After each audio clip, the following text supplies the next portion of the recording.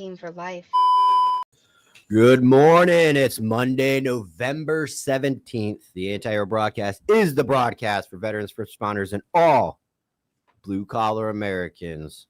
The show is brought to you by Human Performance. Go to hp-trt.com. Use promo code HERO and save 20% on every single month of your testosterone, your peptides, and your GLP-2s. Whatever you need, they got it. You upload your own lab work that you've done in the past at the VA or Quest or whatever. You upload it to the portal, they waive the lab costs. So go to hp-trt.com. Use promo code HERO. Save 20%. Elevated Silence. Jim, the man. You need a can for your weapon? You go to elevatedsilence.com. Use promo code ANTIHERO15 and you'll save 15% on your can. Everything from 22s to 50 cals. They got it. Small business touch. Big business logistics. Jim's the man. He will take care of you. Anti-Hero 15. Save 15% off your weapons cans. I don't know if weapons cans are a thing. I'm not a gun guy, but your suppressor. I mean, just call them cans. Yeah, cans sounds cooler. And GhostBed. Go to ghostbed.com/antihero. Save 10% on their already ridiculously low prices. They got everything from pillowcases, pillows, mattress toppers, cooling patented technology, sheets, and of course their award-winning mattresses. Good. If you gotta replace something in the bedroom, in the spare bedroom, anything, go to ghostbed.com/antihero. That lets them know that we sent you. That helps us out. That helps them out.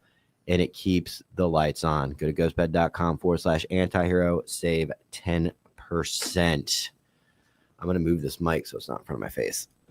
Yeah, it looks weird. And don't forget our Patreon for everybody. We get a lot of messages, a lot of DMs. We try to answer them all, but Patreon gets first choice. So if you guys can join our Patreon, we're very active. We're doing special live events in Patreon only, and we appreciate it. Throw us $5. We'll take phone calls. We take video chat. We'll send you pics if you want them, whatever you want. But join the Patreon, and we appreciate the support in there from the Patreon crew. Michael send you leg pics. They're not shaved right now, so I'm not going to do it. And of course, Mike forgot to mention the Thursday night broadcast. Oh, I did. Go ahead. You did? No, I was going to it. Oh, you were going to? I lied. Don't forget, Thursday night is for the boys. For the boys. Thursday's for the boys. Every Thursday, 8 to 10, video breakdown, having some drinks, talking some shit, having a good time. And last but not least, we have a special guest, K9 from our Counterculture Sports. Mondays tonight, live.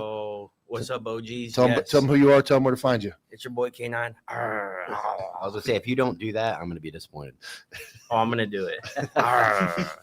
Yes, we go live every Monday, 7 p.m. Eastern, live on YouTube on the Counterculture Podcast. If you're not on it, get on it. We talk sports, mostly just sports, but yeah, tune in every Monday. Thank you, Tyler. You're good. We tune in every Monday, 7 p.m. Eastern. We go live, me and Sipo and I. Be Grammarly. No, you don't have to do that. You say whatever you want. No, you say whatever you want. Yeah. We're trying to get away from the G word and the R word. Okay. But so what we've never done. So you're a guest on today's show. What we've never done. Oh, Jimmy's in the back, by the way. Yeah, I'm here too. Yo. Hey, I got all three names of the lawsuit, motherfuckers. Lewis is here. Lewis, there he is. Tell us the word of the day. Interesting. There it is. We had another catastrophe this morning with that monitor. Lewis, interestingly, slid into the last minute, pushed one button, and it was back to normal. It's the gnomes that come in here when the lights are shut off. They mess everything up at night. I don't know what the fuck happens. But also, our merch is almost done. We've been talking about it forever. It's real done. I just haven't fucking I know. We're waiting on it. I have it. No, I have the site. The merch is ready. I just got to log in and start uploading stuff. Again, in Patreon, if you're in Patreon, we can do custom orders. Anything said on the show, any jokes, we can make those stickers, shirts, hats, hoodies immediately. I will have that up by Thursday. It'll be done. Nicole's $5 super chat said, "Good morning. This may seem random, but does anybody know the Bears score was yesterday?" Ooh, man, a woman after your own heart. You know what's funny? Nicole tunes into my podcast, and she is a legend on my podcast. Legend. Everybody loves when she tunes in and comments. She has a lot of men that watch my podcast that love her as well. Nicole is a legend on my podcast. That happens on a lot of podcasts when a woman chimes in and all the men love her. Yeah, Nicole is great. Do you want to tell her the Bears score and what the outcome of the game was? the Bears won by a last-second field goal. I was watching it at my son's, not his birthday party, but one of the kids on his t-ball team. I was watching the game on my phone, and the Bears kicked a game-winning field goal right at the end. They had trouble with that a couple times. What was the final score? Oh gosh, I think it was 1917. Yeah, 1917. Bears are first in the NFC North for the first time in a while. Bear down. Bear down. Bear down. Nicole, I love you. And the Bears are in first. And it was great to see. I was watching it as they were singing happy birthday to this kid. Shout out Grayson. He just turned 5. And I start screaming and yelling, yes, because I thought he missed it. And then I see the referees go like this. So I start screaming and yelling. Everybody's like, they're singing happy birthday. And they look at me like, Football, you know, man. yeah, Football Grayson takes precedent over that. Well, they thought it was because Grayson turned 5, which was great. But Santos made a field goal. Santos made a field goal. You guys had some trouble with some field goals over the years, so that was a yes. Yeah, good. Let's not bring that up. Double doink. all right. Cody Parkey. Well, yeah. Oh gosh, don't bring that up, please. Worst day of my life. But yeah, Bears won. We're first in the North, first time in a long time. Won 1917.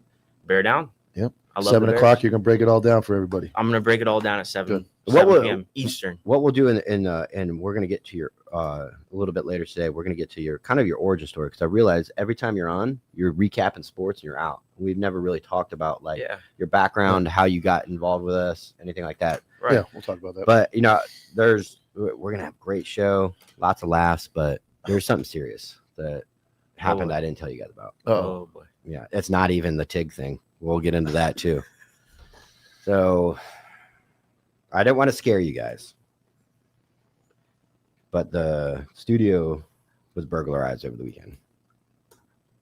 There's only a few people with a key. No, they broke in. Did you know that? I didn't know that. Yeah, they broke in. The problem is that it was weird because they stole. When I did the police report, they stole stuff that belonged to the studio, the LLC, and the podcast in general. They didn't take anything of mine. So it's kind of like a weird like entity thing. But there was one witness, that person right there. And then, did you know they still do police sketches? No, they do. They do? They do. They're probably AI gets involved. They're in color now. All right. Yeah, and I don't know if AI has anything to do with it. Lewis, there's a picture of the last known sketch of this person. If you could bring it up. That's the last known sketch of the person who burglarized the studio. Looks a lot like that guy over there. It looks like somebody I know. I can't. I can't figure out who this person is, but there was a case of C4 that was stolen out of our fridge, and we don't know where it's at. I went to go get a C4 Friday morning, and I was like, "Oh my God, it's gone." You can take the picture down. It was me. I think. Oh, it was you. It was me. Whoa. I have it at the house. What happened? I thought miscommunication. I thought that was for me because he knew I like C4. Totally my bad. I'll return it. Only the best one is sketch taken. ever. That's the best sketch It's ever. on me. Pull the sketch back up. Hey, pull the sketch back up. What flavor was it? If That means a anybody lot. with AI capabilities can make that sketch come to life, we will pay you money. Like make it move? If they make it talk and move like a South Park character, please. Okay. All right. That's on me. That's my bad. I didn't know about this, by the way. That's pretty good. Yeah. I had dude. no idea. I had no I mean, idea. like, look at my face. Look at how red my Oh, face is right now. God. I had somebody, the person I had made the sketch goes, yeah, I mean, they're just a graphic artist. They're like, you know, you want me to like do a real sketch of him? Or he's like, do you want me to do him dirty? I was like, do him dirty. So where my head goes right now is Jimmy if we're not getting us all sketched like that and turning this into some type of animated series, we are. You say I'm the ideas fairy. I am telling you, between Clint calling in AI and us recreated in some type of drawing like that, we're missing the boat. Yeah. Let's recap real quick before we get into the topic of the day. Fucking threw me. Fucking hurt Jimmy my wasn't even soul. watching. He was texting on his phone the whole time. I'm sitting here like, is this guy going to look at the No, fucking I was screen? looking. I was just like, oh, what the fuck, man? Oh, dude. What did the police say?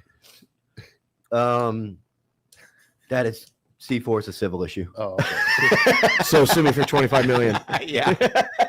I'll bring it. I'll bring it back. I'll bring it back. No, you're good, man. It was funny. That's pretty good. Um, Sketch is unreal. I left the beer. you did leave the beer. We'll say that. I drank them. No, you didn't even get them. Different one. Different Oh, ones. different It's I They left. were like not custom beer. What do you call that beer? That's like a That's IPA. it's Hawaiian beer. Hawaiian beer. Like IPAs and IPA. microbrewery. Yeah, that type beer. Yeah. Recapping on the week. Not much. Without going into the full. Not going into the full Tig thing and the O'Neal stuff, but Yeah. wait, It's a pretty interesting hole to go down. yeah, we will. I mean, him posting on his own story and contradicting his own interview. what do you do? He posted a story. Rob O'Neal? Yeah, I posted on my story. I just shared his story. I don't know if he can sue me for that, but he went to the Navy SEAL Museum in San Diego, and he like real low quality recorded the moving stick figure like recreation of That they have at the museum. yeah, and it was Okay. really hard to hear it, but it like recorded it, and it said, "This was I went to the SEAL Museum, blah blah blah," and then he basically summed it up that museums only put the truth in their inside. And I said, "Well, there's a museum about landing on the moon, so I don't know that I believe that." But he was justifying his story, and this is a guy. And look, I don't know. Maybe I'll add it to the lawsuit. I don't care. The more you try to defend something, like there's a bizarre story. It was a post. It was a bizarre post to like say, I went to a museum. I saw something that I did where, and there's controversy. So I recorded this and made a really bad reel. It was real hard to hear it. It was terrible. But it's like Jimmy's not going to, he took the C4. He's not going to make 30 excuses in a video about taking the C4. I'm going to come right out he and be took the like, C4. bro. Like, there's no way around that he did it. Like, that happened. There's no disputing it. There's no need to It's like 10 years from now, Jimmy trying to tell her, like, I definitely took the C. Like, Nope. I don't understand the over explanation. Like, people come to me all the time. I was investigated. I was demoted. I'm like, yep, TikTok, yep. You can. I talked about it on 70 episodes. Simple. I'm not going to go, well, this is why it happened. I went to a call and I did this and that. No, you're right. You got like I did. Like that's it. So it's just odd that still this long was it May 2nd, 2012, 2011, May 1st into May 2nd, it was in 2011. May 2011. I mean, Dog. it's been 14 years, dude. Well, my big thing is that with this whole lawsuit, our First Amendment is under attack Yes, It is. by Rob O'Neal right now. We've already talked about it a million times, and I'm not going to defer not talking about the lawsuit because it's the most frivolous lawsuit I've ever seen. There are stories, and I'll post them eventually. There's YouTubes, there's articles well before, years before Anti-Hero brought this up. This is one of the most controversial things in our culture, in the military culture. This is what we're talking about right now. And to say that we can't talk about other than Rob's story is asinine. Mm-hmm. It's asinine. That's not. Especially when you have people that were standing next to him that have a completely different account. The people there were saying this is not how it went down. So again, because what happens is when podcasters talk, it would have set a precedence of you can't talk about certain things. And then the reason why people watch podcasts is because it's not controlled by the mainstream media. Correct. But if something like this were to fucking happen to a podcast, no podcast on earth would cover anything like that anymore. Yeah, this is like when you're on the news, the government tells you this happened, you have to believe it. And you're not allowed to, like what's going on in like Europe right now. You can't post against the government. They come to your door. So you're telling me that you have this incident and there's questions about it. It's not like we all saw it on TV. Like I joked the moon landing. What it is what it is. We all did see it on TV. Somebody's on our Ring camera. Can we pull that image up, Lewis? Somebody's on our Ring camera right now. Let's see it. It's better be good. The Ring camera outside? in the Yeah, studio? yeah. Look, there he is.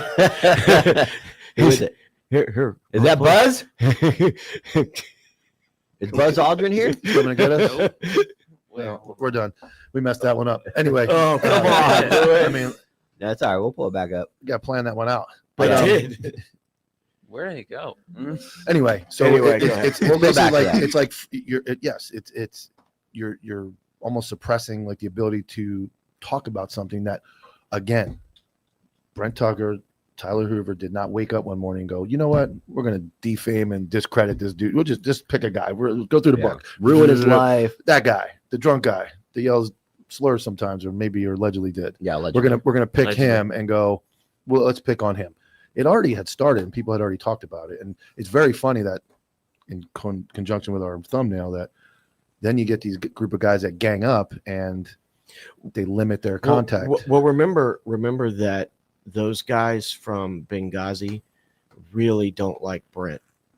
No, yeah. We'll get into that. But so anyway, yeah, you're right. Free speech is and they're calling it hate for people that I Good. can't see what we're looking. Is that what we're looking at right now? Yeah. Okay. Look, here he Is is. that Buzz He's on, Aldrin. he's on a ring camera. so he's coming to sue us too, right? Yeah. And we made that real. We made a joke, like, you know, like these people, like we talked about the moon landing. We said it didn't happen. Is Buzz Aldrin at 91 years old gonna fucking sue us? Well, you go into on his own page on his own page, he has people saying the same thing. You didn't do Buzz that. or Rob No, O'Neill? Rob O'Neill. You No. didn't do this a lot, but they filter their comment. I know they do. And then his buddy that attacked us over the weekend, or you, they allow only people they want their comments to be seen. And what I said before was, if you go to an independent page like Northern Provisions posted the lawsuit in those places, it was very opposite.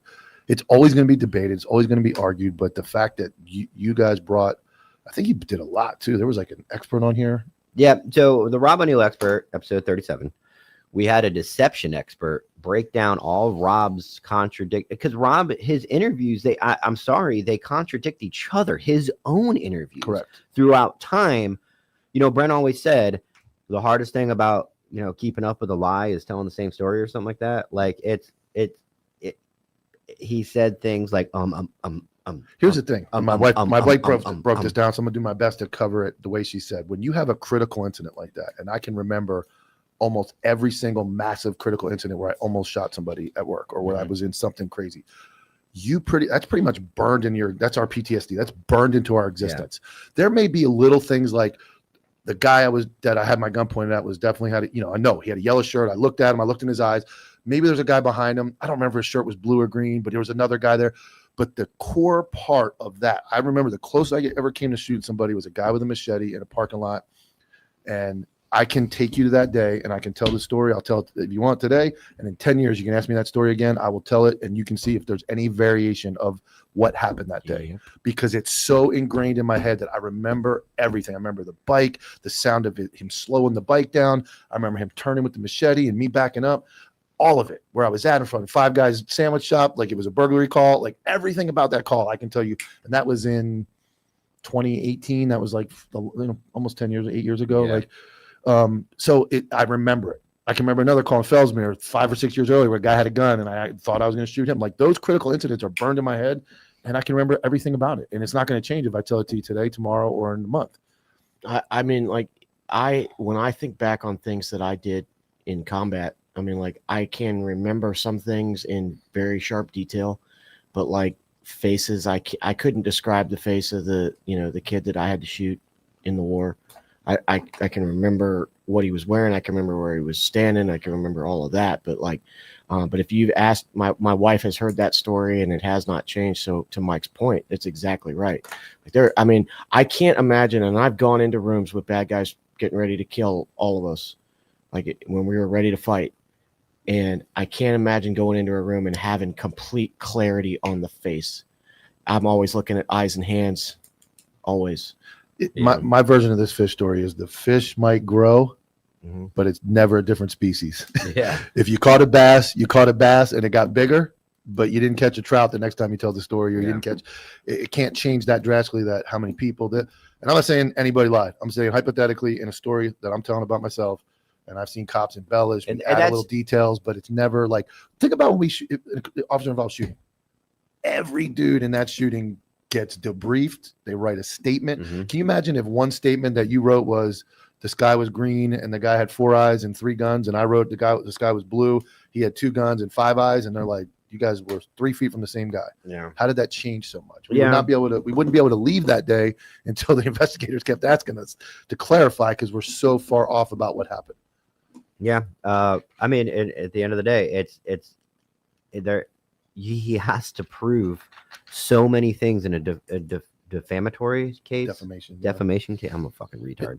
Like Jason talked about. Like, I know we're beating R it, word. but we're keep. Oh man, I said Yeah, I it. caught you. We're R gonna word. get into the R word. So what not only is our free speech under attack by fucking people like Rob O'Neill, who decided to sue the Anti-Hero podcast and all of its entities for just telling one Existing. side of the story, but now we have some guy named Tig in everybody's comments coming at me and challenging my Christianity, challenging me, saying we took food. What he's doing is he's laying the framework and the verbiage for a lawsuit. He's saying that they took speaking engagements away from me.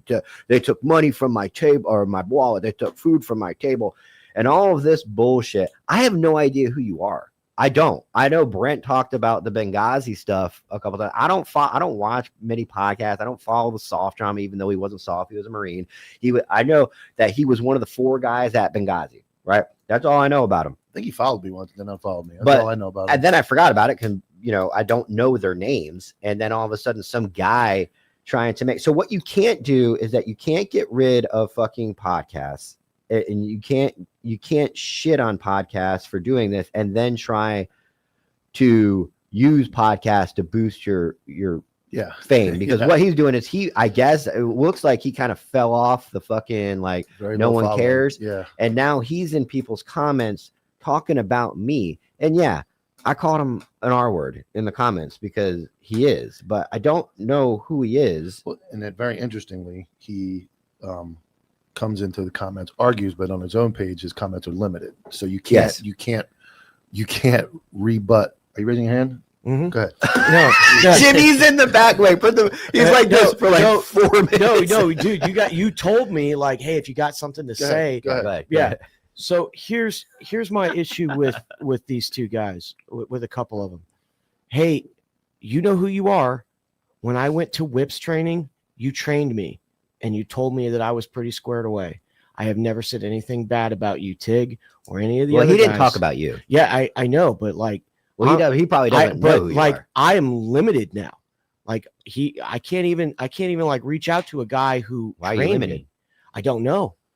Well, I'm asking you. You said No, you're limited. on Instagram, I'm limited on. Oh, on the comments. Yeah, No, what he does is he doesn't. There's a setting on Instagram where if you both have to follow each other and then they can comment. Okay, so I was like, bro, like you were there, like you thought I was a pretty squared away guy in 2028, Well, he 2028. Man. or 2018 rather. Yeah, he doesn't. 2018. He doesn't. I mean, to say that he remembers somebody that went through one of his courses is Yeah. probably a stretch. If I don't remember who he was, I highly doubt he remembers anybody from a. What whip I'm course. trying to do is jog his memory, partner. I'm trying to go like, hey, dude, do you remember me? Do you remember like I went to your course? Like, remember I was doing whips? You remember we had like. Well, I'm several- saying statistically speaking, if you taught classes know. over and over for years, he's probably I know, going to go. but- You look like a regular guy. I do look like a regular guy. I am a regular guy. Yeah, I mean, like I'm you I look just like start one of the regular guy conventional podcast. guys.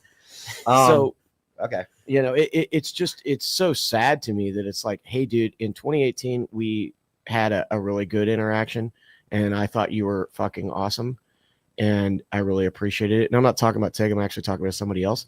But Who are you now talking about? I don't want to. I thought you were talking about Tig this whole time. No, I'm talking about some of the guys from Benghazi that were at Benghazi. Oh, I got you. Okay. Okay. And I'm going like, come on, dude. Like, did I not make it clear? No, you didn't. No, not at all. Okay. You raised your hand and then started I talking know. about You Tig threw me off. in the middle of So you the conversation. Yeah. and then All right. you- All right. Fair Let's enough. let's bring it back. All right. So let's sharpen it up here. Some of the guys that went to Benghazi, I actually did. I went to courses with where they were instructors, where they were, and we were talking about the story. I mean, they were all over the news at that point. Yeah. And now it's like, now we're the bad guy. Like, bro, like, first of all, question my Christianity. You and I had a great, Did he question yours? yours. Yeah. He questioned yours. Like, I'm confused. How did you get involved? Like, how are Okay. Did he come at you? That's what no, we're asking. no, Did he I come at you? tried to comment. I tried to reach out to him. I tried to reach out to him on okay. Instagram. My bad. I I was thinking you had like No, engagement. no. Okay. I tried to reach out to him on Instagram. I tried to message him on his page. I tried to. Oh, he can't even message him? I can't. I got you. And I'm like, bro, what the fuck, dude? Like, I actually was a guy that, you know, some of the skill set that I have is because of you, and I sure appreciate it. But like, why the fuck? Why are we all getting left out here? Why don't you want to hear my side of the story? Well, so the thing with Tig is that, like I said, I don't know if he's just using this as a grab to kind of like, you know, jump on the exposure train. You know, Rob gets to do it because he filed the lawsuit. We get to do it because we were sued. Tig has this guy named Tig. He has no. Did you guys ever cover Benghazi? Or talk about him? So Brent Tucker, I guess, at one point said something about Benghazi because if I remember correctly, somebody from Benghazi went on Sean Ryan show. Was it Tig or was it was Tonto. I can't even keep these guys straight. Tonto. Yeah. And somebody shit on Delta Force. Yes. That was the episode. So here's the issue with the Benghazi guys. Okay. And bear in mind, this is all alleged. I wasn't there. All I know is what I've covering read. the news. Covering the news. Yeah, we're covering the news. Covering Okay. topics. So the gunfight lasts for 13 hours. The Delta Force shows up. One of the people within the Delta Force that supposedly showed up was somebody that's close to the podcast. We won't say who. It's not Brent Tucker. And the Delta Force, once they were there and they were charged with getting rid of all the classified material and everything else. That was why they were there. That's why the two guys from Delta Force were there. Okay. When that happened, they're inside the talk. They're trying to like pull out computers and, you know, all of the sensitive stuff that they need to get, you know, either demoing it or putting it in bags for leaving because it's CIA. We don't want to leave that shit on the objective. While that happened, an indirect attack happened on the CIA. Mortars, right? Yeah. So mortars landed on the CIA annex. I think approximately 3 mortars were fired. All of them hit the target, which if you've ever been fired at by indirect, that's rare. They almost never hit the target. So these guys were good and they knew exactly what they were shooting at. One of the guys was wounded. One of the Benghazi operators was wounded badly. One of the 4? One of the 4. Okay. A guy named Glenn Bub Doherty was killed, and a guy named Tyrone Woods was killed. Both were Navy SEALs. Both were, by all accounts, super squared away, badass dudes. It's absolutely a guy you'd want to go to a gunfight with. Well, now we've got a Moscow on the top of this roof, and the only way up is an aluminum ladder. Okay. Well, if we just took indirect, I mean, they teach all of us the same thing. Like, if you just took indirect, probably don't stay there. Get off the objective, like move, 12 o'clock, 300 meters. Let's go. We're going to get off this place where we just got hit from. So they wanted to get the bodies. Real quick, just so we can jump ahead of anything, is this just common knowledge? Because I'm asking hold on, wait. I'm asking because I don't know the story in detail. Okay. I know generally what happened. I've seen the movie. I've heard the stories, but you're going into great detail, and I want everybody to know: is this common knowledge or is this research you've done? So this is a conglomeration of all 3. So it's stuff that I've done, or stuff that I've researched myself, people that I talked to that were there, and just the books and the media accounts, including the movies, that all pretty much paint roughly the same picture, with the exception of what I'm about to go into and why the Delta Force may not be seen in very. All right. Well, let's hold off on that. That can be another topic because we're getting off subject. I'm so sorry. No, you're good. But anyways, Tig or somebody, Tonto, one of the T's went on Sean Ryan's show and said something about the Delta Force. I don't know. This is how much I don't know what's going on. I think that was before Brent Tucker said on this show, well, then if you want to call us out, it was essentially, I'm paraphrasing, but he kind of hinted that the Benghazi story wasn't the story. The narrative that we know isn't true, right? That's the only thing that was said about Benghazi was Brent kind of hinting at something, right? And I would love for Tig to show where this podcast defamed them or slandered them. Come on. Well, that was what I was going to get to. That talk to us. This is a formal invitation for Tig to come on. We'll bring you in remote. And from what it sounds like, it's not going to be a pleasant conversation, but we're going to let you talk. And I want you to tell me where I said anything defamatory about you. Yeah, and that's where I look at this. I mean, obviously with Brent here, there was a different aspect of this podcast, and I didn't watch all those episodes. This is my opinion, is that you don't have that information. You don't know anything about special ops and SEALs and all that. You were kind of along for the ride, and now he's gone. You're here, and now the show kind of has that fog about it. Mm-hmm. We're trying to go in a different direction. We got sued as we were trying to go in a different direction. Yep. And now all the comments I see about you are, oh, this guy's a piece of shit. He was this. He was throwing these guys on the bus. This guy's this. Like, we're really trying to get away from that. And now we're kind of you're defending yourself from stuff that you really didn't have much knowledge about that was talked about on the show. Maybe you interjected your opinion. Or allowed to keep going. Yeah. But I allowed the conversation to keep going. I didn't allow anything defamatory to keep going. At this point, we're trying to go to like what we did this weekend with charities and first responder help and all that kind of stuff. We're trying to get away from this drama, but now it's like Rob O'Neill puts us in the press. Now everybody let me get a little press too, and let me accuse these guys. And that's what it is that's exactly what he's doing. Mm-hmm. He's trying to ride the coattails of this press train. I don't know the guy. I don't have an opinion about him anyway. I actually interacted with this guy for several days as Tig. Yeah, and a couple of the other ones. Okay.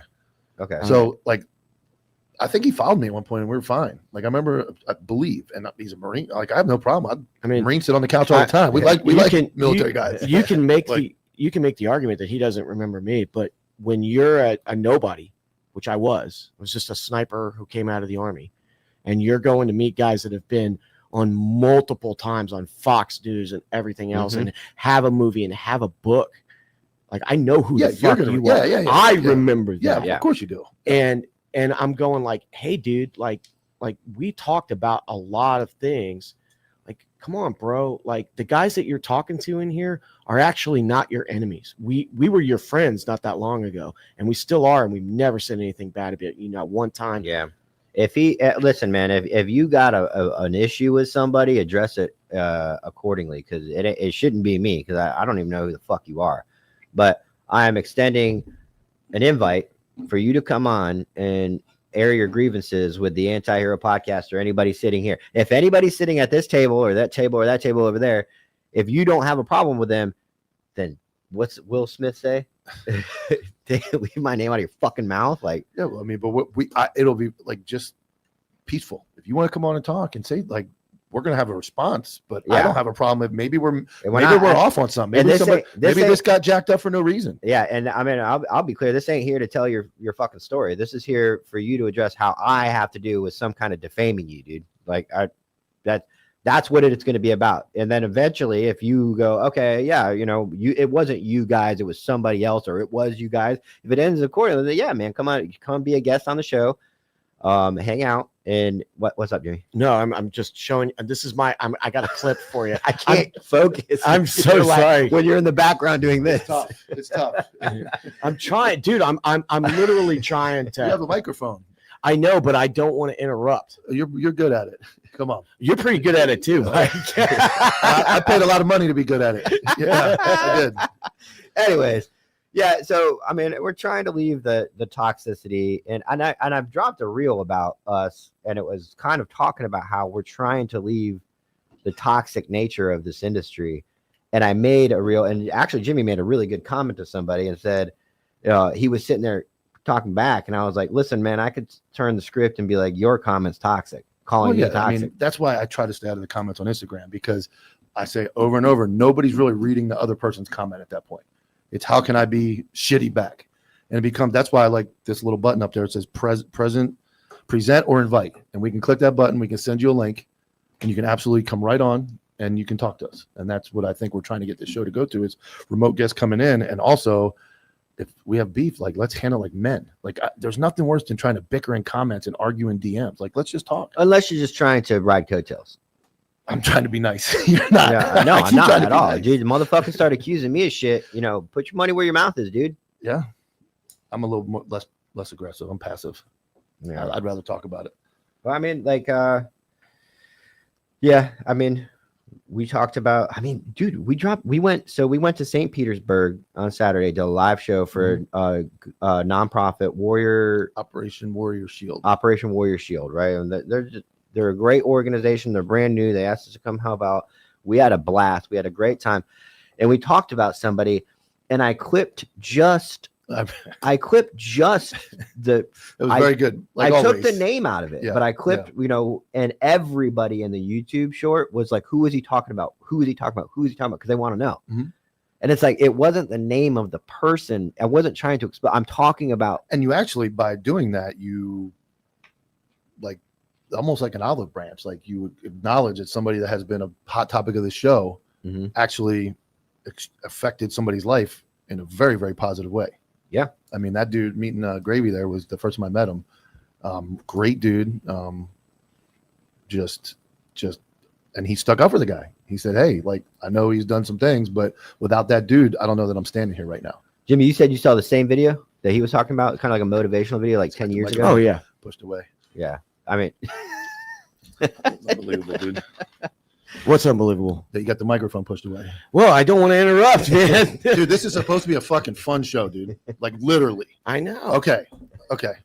I'm having fun, aren't you? No, you don't look like you're having fun.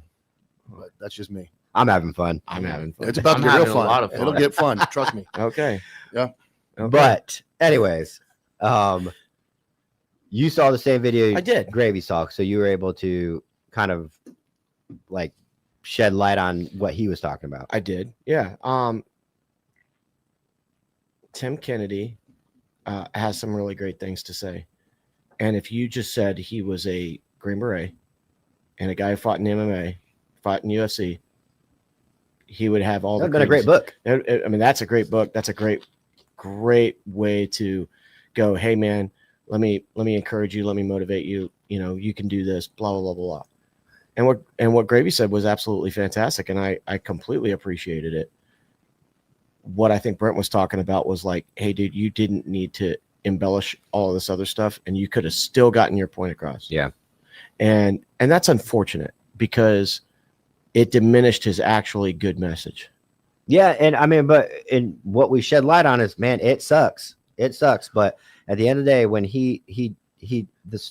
what he was helped so many people, and yeah, there was some bad, but the way I look at things is like, hey, there's some negativity, there's some pop culture stuff in there, but would the good have come without the bad? And those stories, when did, I don't know anything about Tim Kennedy other than he was an MMA fighter, and like when did that come out? Like when did he start the first books, or when, do you know when that was? Let me look. I'll get because I know what I'm getting at is like, I don't think, just like everything else, nobody anticipated Instagram, Twitter, Facebook, and the amount of people that were going to think about. Like I said, when you do a podcast in 2014, nobody heard it. Nobody knew it. Nobody heard it. But now people you made a post. But what do they do now? They go back and find that. How many people have been dropped the N-word back on Twitter in 2012, 2013? They did? Oh, yeah. Thought that it was gone. And then these dudes dig it up and go. So his book came out in 2022. Really? And then a year later is when the Tim Kennedy episodes started dropping. So he didn't publish anything until then. And then everybody went, bro, what are you talking about? I think that was one of Brent's main arguments, is that, you had 10 years to kind of figure out the truth, and he published it, and it wasn't published in 2012. Well, you had his ODA lead commander on. Yeah. Yeah. It was a commander. It was. I think he was a captain, right? He was The thing about Tim, he's very likable. Yeah. Yeah. He's very likable. And the other guy isn't. Rob? The other guy. I'm not getting sued with you guys. The other guy. Yeah.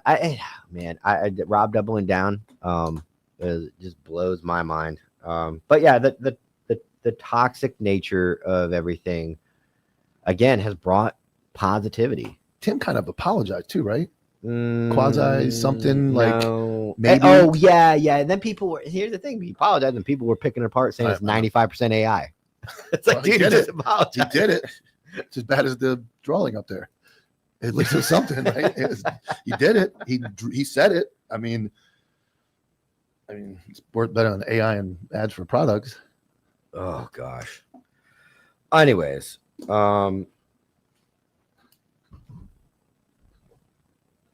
looking at updates. Epstein's emails. Ooh. What is? We'll leave. What I don't want is Daddy Trump. Yeah, We'll leave the graphic. We'll leave the graphic stuff out of it. But emails came out now indicating that Trump has more to do with it than they already. Like more emails came out since our last one. Yeah, man, it's so. I mean, like, dude, this doesn't even like. I mean, you would struggle to like put this on like Pornhub and make it a video. I mean, it's so graphic. Yeah, like reading this. Stuff. Where are these emails coming I from? haven't seen them. So, like, are they being released? They're slowly? coming from the House Oversight Committee. And remember that the House Oversight Committee is not exactly a fan of President Trump. What's the House Oversight Committee? They're the ones that House of Representatives. Yeah, so it's the Congress. They're the ones that are supposed to like look at you for like ethics and morality. I mean, you're all insider trading, so I don't know if you guys are doing your job, but they're saying, not fans of Trump. They're not. And I have to go look again to see who is in charge of the House Oversight Committee, but they're basically like slow rolling the release of a lot of the emails and they're pretty much all bad for Trump. One of them has him in a pretty compromising situation with former President Clinton. It's bad. And I mean, what it really does, I think, and the most important thing is it sort of sheds light on the fact that this was not about human trafficking. Epstein, he was not a human trafficker. He was there to blackmail people in power. That's what it appears to be. And so, the stuff that's coming out by the deep state, like he was like the deep state used him. I don't allegedly tinfoil hats, everyone. Yeah, I don't think we can. It looks to me like he was an outside entity, and that's as much as I'm gonna say on air. It looks to me like he was an outside entity that was not involved with the government of the United States. Oh, let's start with an I. There was another email like talking about Trump, Epstein maybe being eating Thanksgiving with Trump. Yeah, it was like. Back in the day? Like not that far back in the day, but yes, like in the White House. It was during his first term.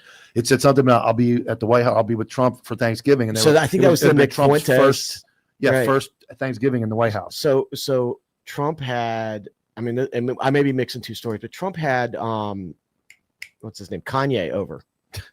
Kanye. I do remember that. And Kanye brought some of his boys. One of them was Nick Fuentes. And so they were like, hey, and he's like, I didn't even know who that guy was at the time. I just brought Kanye over. I was watching the interview about him this morning. Okay. So I mean, it's there's so much controversy around all this. Like, I just don't understand how are certain emails coming out and some aren't. Well, and then you don't know what to believe because I watched the night after they agreed to the shutdown, Sunday night. I watched a Republican congressman walk out, go on Twitter and say, I've made a motion to release all the files. And the Democrats blocked it. So it's like you never know who to believe, and they just keep throwing mud back and forth. And it's, I think it's distractionary to something else. Everybody kind of agrees that it's always throw the and then I guess Margaret Taylor Greene and Trump have gone at it. She went on The View, and he just she went on The View. I know he destroyed her. It's nuts. Yes. What's the no? Oh, sorry, real quick. What's the number? 772-217, and I'm going to forget the rest. So hold on. We have another Ukraine correspondent that might call in. They're 7 hours ahead of us. Damn. In Ukraine. You would know. You're dressed for the part. Yeah, it looks like he's getting ready to shoot down my Super Hornet. This is the Guido. This is a Guido jumpsuit. What was it like chasing Olin Wilson through the woods? Listen, I just got done with season 2 now of The Sopranos. 5453 772-217-5453. Clint knows it. You can keep going. I'm 20%, I think, Italian, so I'm allowed to wear this jumpsuit. Yeah, and with the how many gold times chain. have you seen The Sopranos? I just finished season 2, so the jumpsuit had to come out full force, and it is what it is. I feel like I'm good enough to wear this. I'm G to the bone. So what's your take on Peaky Blinders? I want everybody's take on that. You ever watch Peaky Blinders? Oh. What? Eminently quotable. That's my take. I was born in 1995, so I don't know if that. It's a Netflix show. It came out like 5 years ago. I was kicked off Netflix. I was on my mom's account. So he's never been back. When Netflix changed, I haven't been able to get back on it, and I If haven't. anybody can share their password with K9, please put it Please. put it in the chat. Yeah, Nicole. I know you're still there. Nicole. So Nicole's one. super chat every some month. money for the Netflix. I also need a super chat for a new laptop. You're probably 'cause- smart though. Am I you don't smart? you don't spend like I probably have like 19 subscriptions. Yeah, you don't to even know. Peacock, this one, that one. I don't even know. I I have wouldn't say I'm smart. I Well- mean, I'm a manual labor guy, blue collar to the bone. What happened to your laptop La- during Did the it really show? blow up? okay, hold on. The laptop crashed last week on Monday during the podcast. Shout out to anybody who watched it. I'm sorry And that can you had send to them one. experience that. I need a new laptop. I think I bought it off Facebook Marketplace, and the guy I bought it from kind of looked like a sketchy guy. I don't know if he was watching animal porn on it or looking up boy. conspiracy Illuminati theories. Who knows? He could be looking up stuff y'all are talking about, which I have no clue about. But it crashed. Ever since I bought it, it's made loud noises, and I've just dealt with it because I'm broke and I don't have money. But for it's a new working laptop. now. It's working now. I've been testing it. Mike is pissed at me, dude. The first podcast I did with it, it started making noises like It wouldn't connect to the phone. It wouldn't connect Dude, to anything. it sounded like a transformer. It's calling coming the in. internet It was company. like, Can you boom, boost the boom, boom. speed? It was And we're bad. just, I'm just like, exactly, and I'm just like, ignore it. You definitely know? can't play Warhammer on that thing. See, when you lived in the hood, and if you hear loud noises, you just ignore them. So I'm used to it. You just ignore things, you know. Until they blow up in your face. Once Literally. again, live once on the again, internet. Live on the internet. Wait, was there anything conducted and then it just dropped? Did you even get on? I got Yeah. on StreamYard in and then true family fashion, like our gambling career, he said he had the most viewers ever. ever, He was like, maybe ever. that did it. Maybe your computer couldn't handle it. Dude, it felt great. I was looking at it. It said YouTube Live 17 viewers, which is a lot for me. I felt great. I'm popping my pecs. My nipples got hard. That's I'm dope, like, dude. yeah, 17. 17. I'm not fucking with you. That's awesome. Dude, the nips were hard. They Boom, were poking out. gone. Boom. And next thing I know, I'm like frozen. Nothing's working.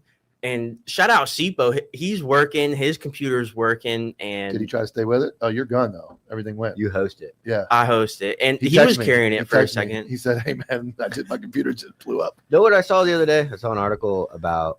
Do you guys remember Deflategate? Yes. Of course. Whoa, whoa, whoa, whoa. I bring Allegedly. it up. Yeah, I bring it up because Deflategate was the Rob O'Neill story in sports. It was the biggest controversy. It was covered by every news outlet. Yeah. It got the name Deflategate because of how silly it was. Mm-hmm. People were blaming. So correct me if I'm wrong, but the Patriots win a series of games. Somebody finds out that the game balls were deflated. Yeah. Then they started looking at who had access to the footballs.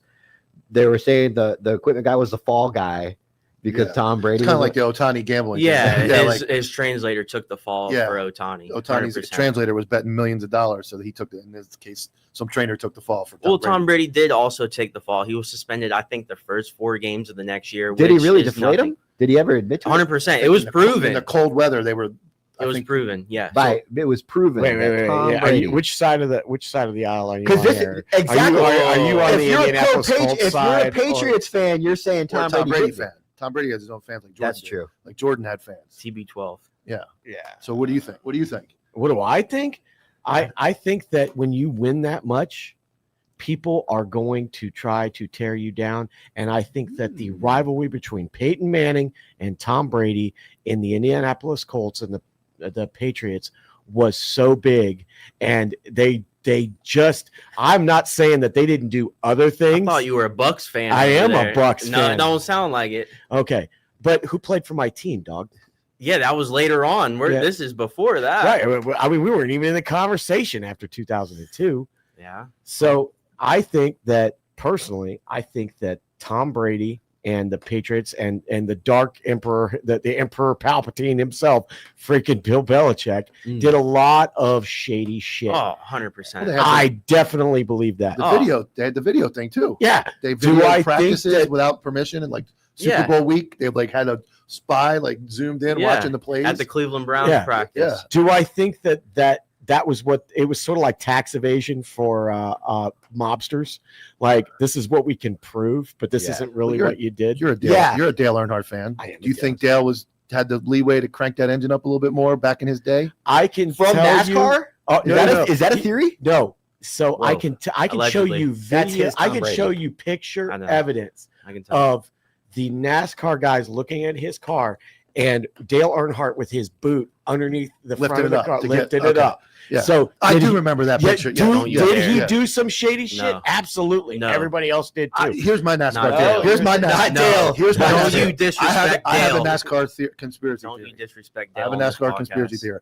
The year Dale Earnhardt died, 2001, in the Pepsi 400 that year, Dale Jr. won in the emotional win at the same Yes. track. That's crazy. His car was banged up, aerodynamically inferior, and for some reason he could go So- faster than everybody So else. that's engine 11. Like he actually has that engine. Like Do you think it was?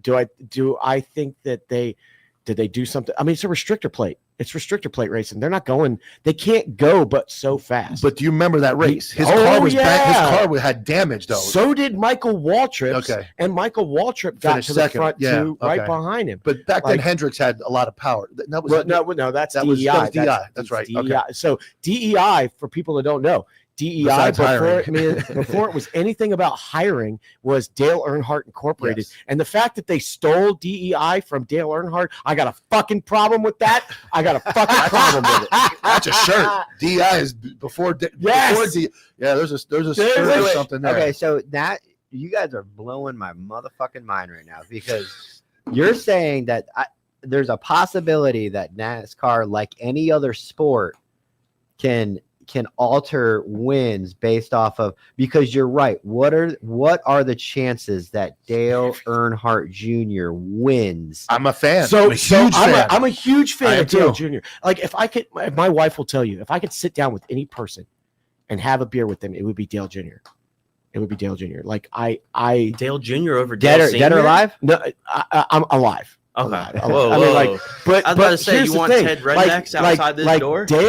Dale is a guy that you would be like, I would want to have that guy with me if we were getting into a fist fight. But Dale Jr. is incredibly relatable. Just watch his content. I have a 2 minutes. I have a crazy Dale Oh. Earnhardt story, and this is completely. I don't talk a lot about work. I work in the hood. Stopped a car one time, bunch of crackheads in it. Searched the car, found drugs. It was stolen, and in the car, in one of the people's pockets, was a Dale Earnhardt championship ring from one of his 7 championships on some random They chick. call them championships? Yeah, he had a NASCAR. She had a big ass diamond Dale Earnhardt ring, team crew member, and I'm looking at this crackhead, and I'm like, there is no way this You chick. were part of this. There's no way. So when I inventoried all the stuff, I took that ring and I put it in evidence for I put it in safekeeping. my drawer. I put it in evidence for complete safekeeping. About I would have too. 6 months later, 6 months later, I pull a guy over and arrest him for drugs. And he says, "Man, I'm down bad. This, that, and the other." He's like, "I used to be one of the tire changers for Dale Earnhardt on one of his championship teams." He's like, "I'm so fucked up. I pawned my ring and I gave it to some girl in the hood." I'm like, "Brother, you're in luck." And I said, "I know where it is." I wouldn't tell him it was in evidence. I said, "I know where it is. When you get clean, you call." He called me 2 years later, and I had that ring shipped to Wisconsin, back to him, where he was he was not doing drugs anymore. So that's my Dale Earnhardt Whoa. story. Wait. So the Antihero podcast in Coppville was doing good things for people before. People say I was a Allegedly. terrible And- crook, but Allegedly. I legit met the guy. He sent me an autograph picture later on, and of him and Are like you kidding me?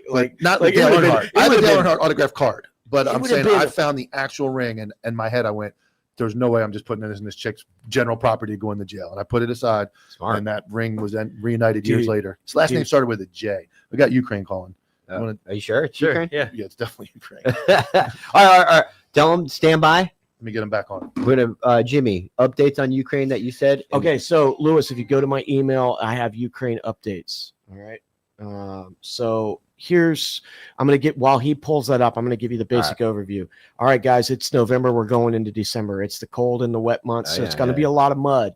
All right. So right now, everything that's happening in Ukraine, you've seen a lot of urban combat. Actually, can you ask him if he has an email to do video?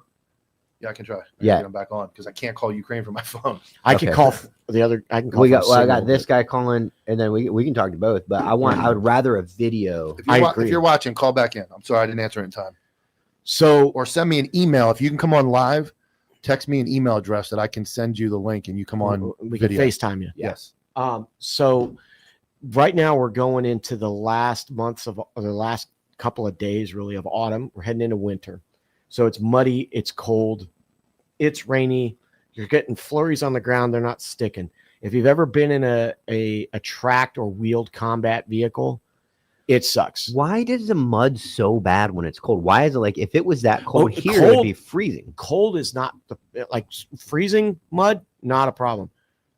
Wet mud. But why That's a doesn't problem. it? Is there a reason why geographically over there it just gets muddy? If it was this cold here, mud would harden.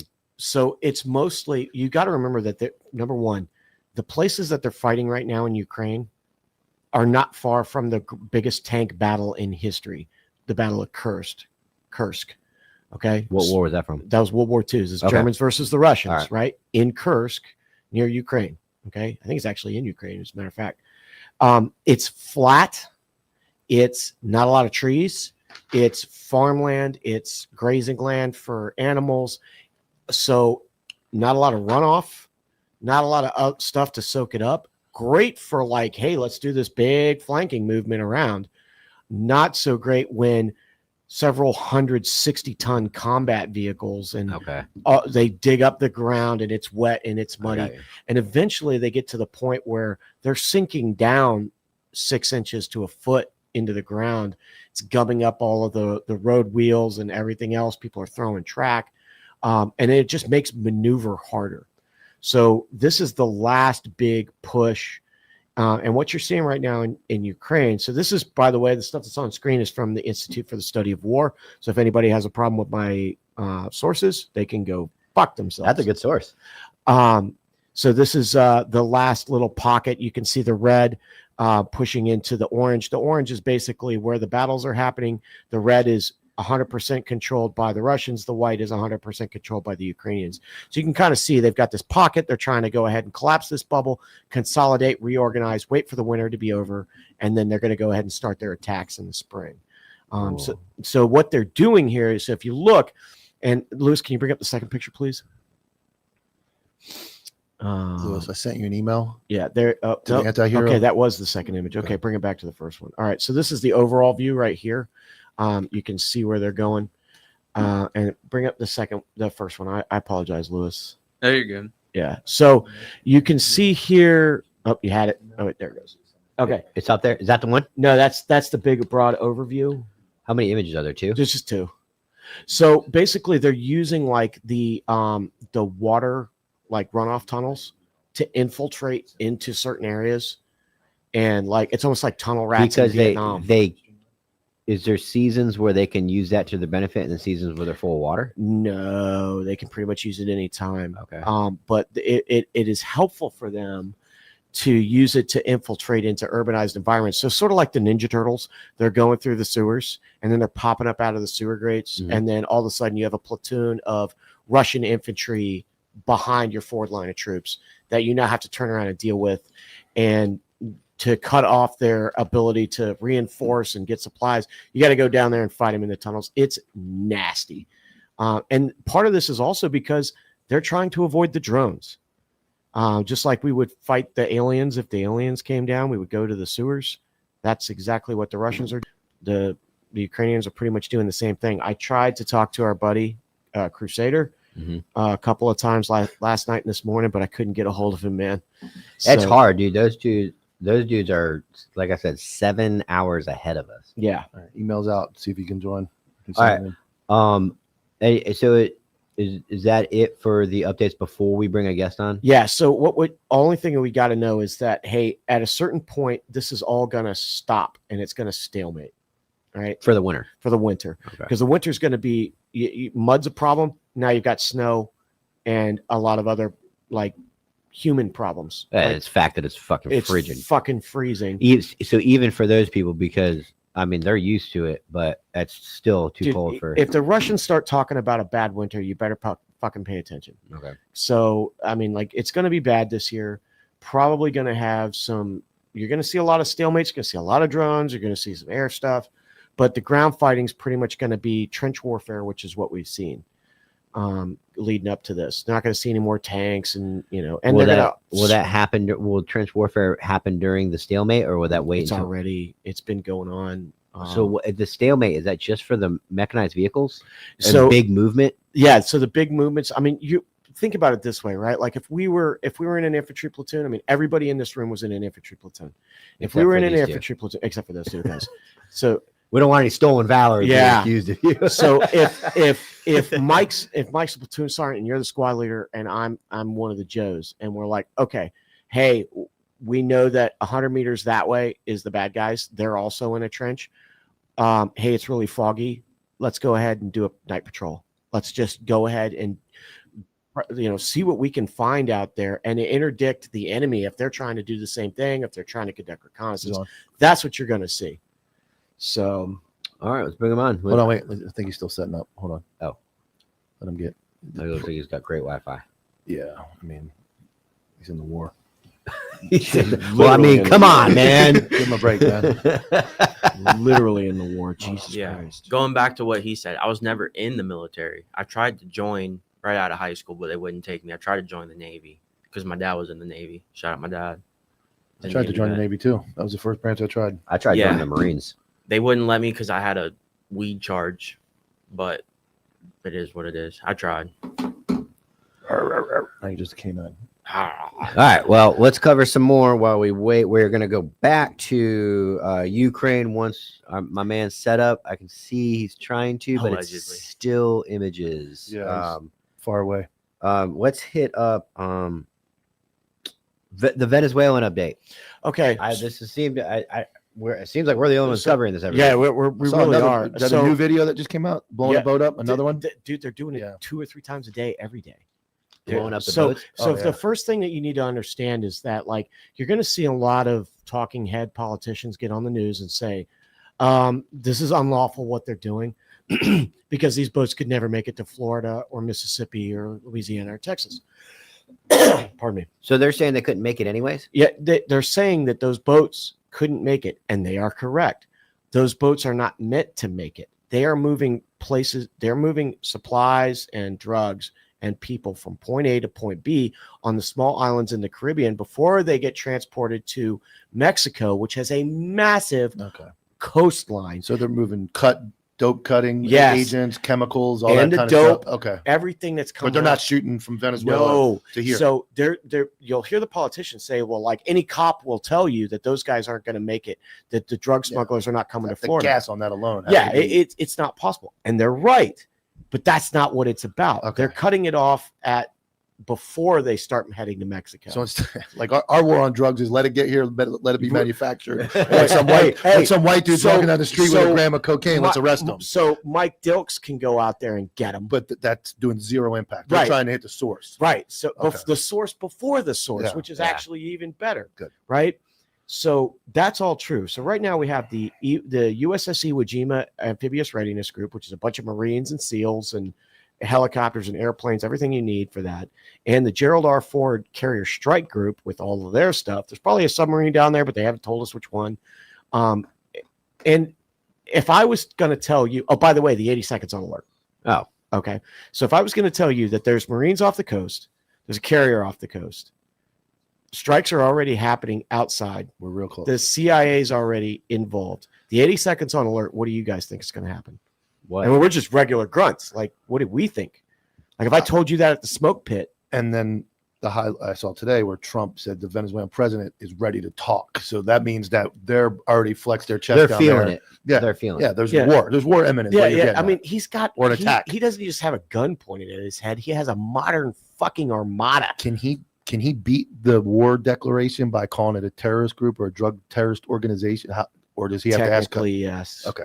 Technically, yes. So he can kind of bomb them and say, in the name of terrorism. We already have a resolution on killing terrorists. These are terrorists. They're narco-terrorists. Narco-terrorists, yeah. So now, but what the thing that we got to look at is that that's not really what he's going to do. This looks like regime change. There's already a government in waiting that was, at least by some sources, legitimately elected, allegedly, that is waiting to take over from Maduro and his regime. So it wouldn't take a whole lot of targeted strikes and maybe some boots on the ground, maybe a mass tack from the 82nd, an airborne or an amphibious assault from the Marines, and some bombs. And it's like, okay, we're done. And that would help with the regime change. That's That's our bread and butter. Current government is in charge down there? so that's Maduro, Nicolas Maduro. What nationality is he? He would be Venezuelan, I believe. Okay, I didn't know. There's some highlight I saw somewhere that's it. Never mind. I'm sorry if you No, know. I don't know. I'm asking. I really don't. I saw a headline. I don't want to say it. So I saw a headline that had a certain person. No. You're thinking of Mexico. The female president of Mexico. There you go. Okay. I know exactly where you're going. The small. We're not going to talk about that. Okay. Tyler's over here like looking at us back and forth. I got him confused. I thought I saw there's a regime change down there as well. They're trying to get Christians back in charge. To cover that because we're kind of already on like we're the guys covering. Do you want to bring Ukraine in real quick? Yes. Yeah. He's on. Let's see if this works. Wyatt, you're on. Can you hear us? Are you in a trench right now?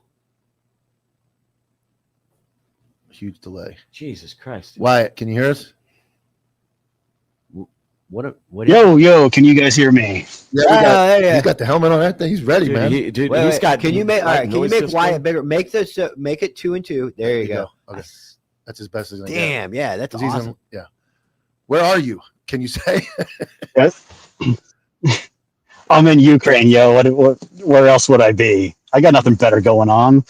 Give us the rundown, man. What's going on over there?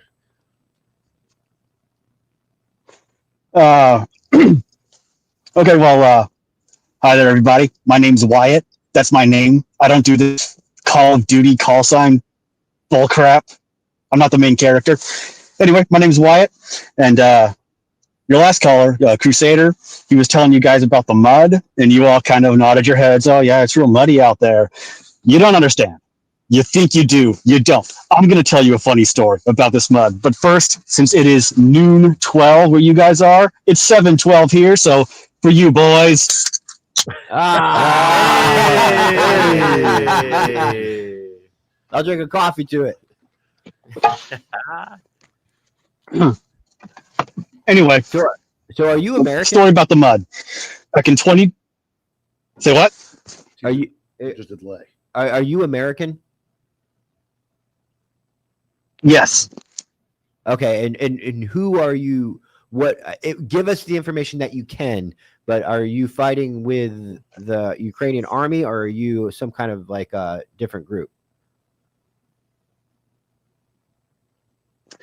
Okay, it's really hard to hear you ever since we went live, but from what I could hear there, yes, I am an American. I am a U.S. veteran. I've been in Ukraine since the summer of 22.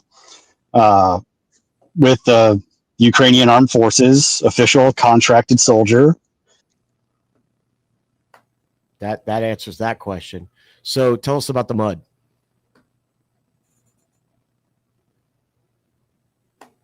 Okay, I'm going to try switching this over to my phone because I just hear like random metallic clicks when you're talking. But funny story about the mud.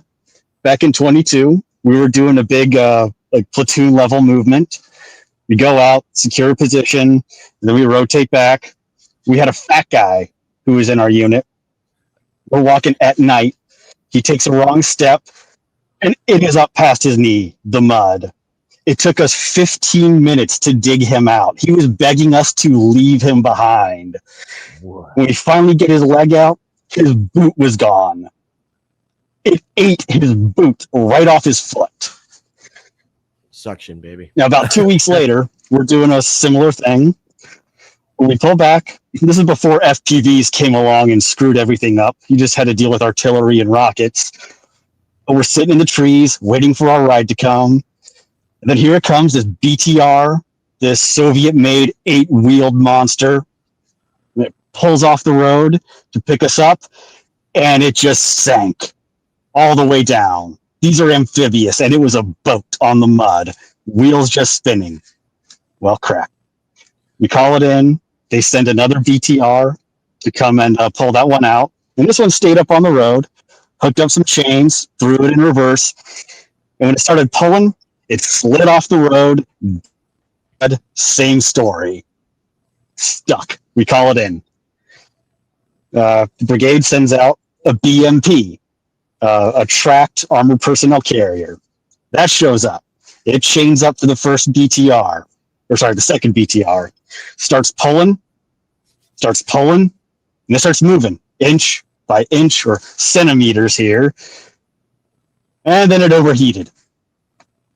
We start discussing the merits of just walking home. It was like 14K. Wait, a Russian They sent a vehicle tank. overheated. They sent a T-80 tank to come and get this thing. The tank shows up, chains up to the BMP, pulls it out of the mud. All right, we're moving now.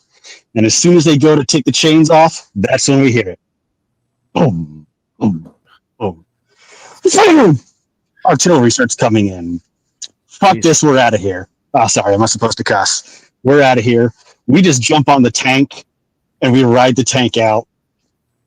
About 200 meters down the road, grad rockets raked that whole area. It would have been a mass cas. So the mud is worse than you could ever imagine. Sounds like it. None of us, aside from the local Ukrainians, have ever seen mud like this. We have guys from all over the world here. Nothing like this. It'll overheat your engine just from caking on. I can send you some photos of sunflower stalks speared through the radiator, but it didn't leak because the mud cemented to it. It'll lock your brakes open or closed and destroy your vehicle one way or another. Tyler, This mud is the most PTS-inducing thing I've come across. All right, so can you hear us? I mean, what will switch it over to your phone?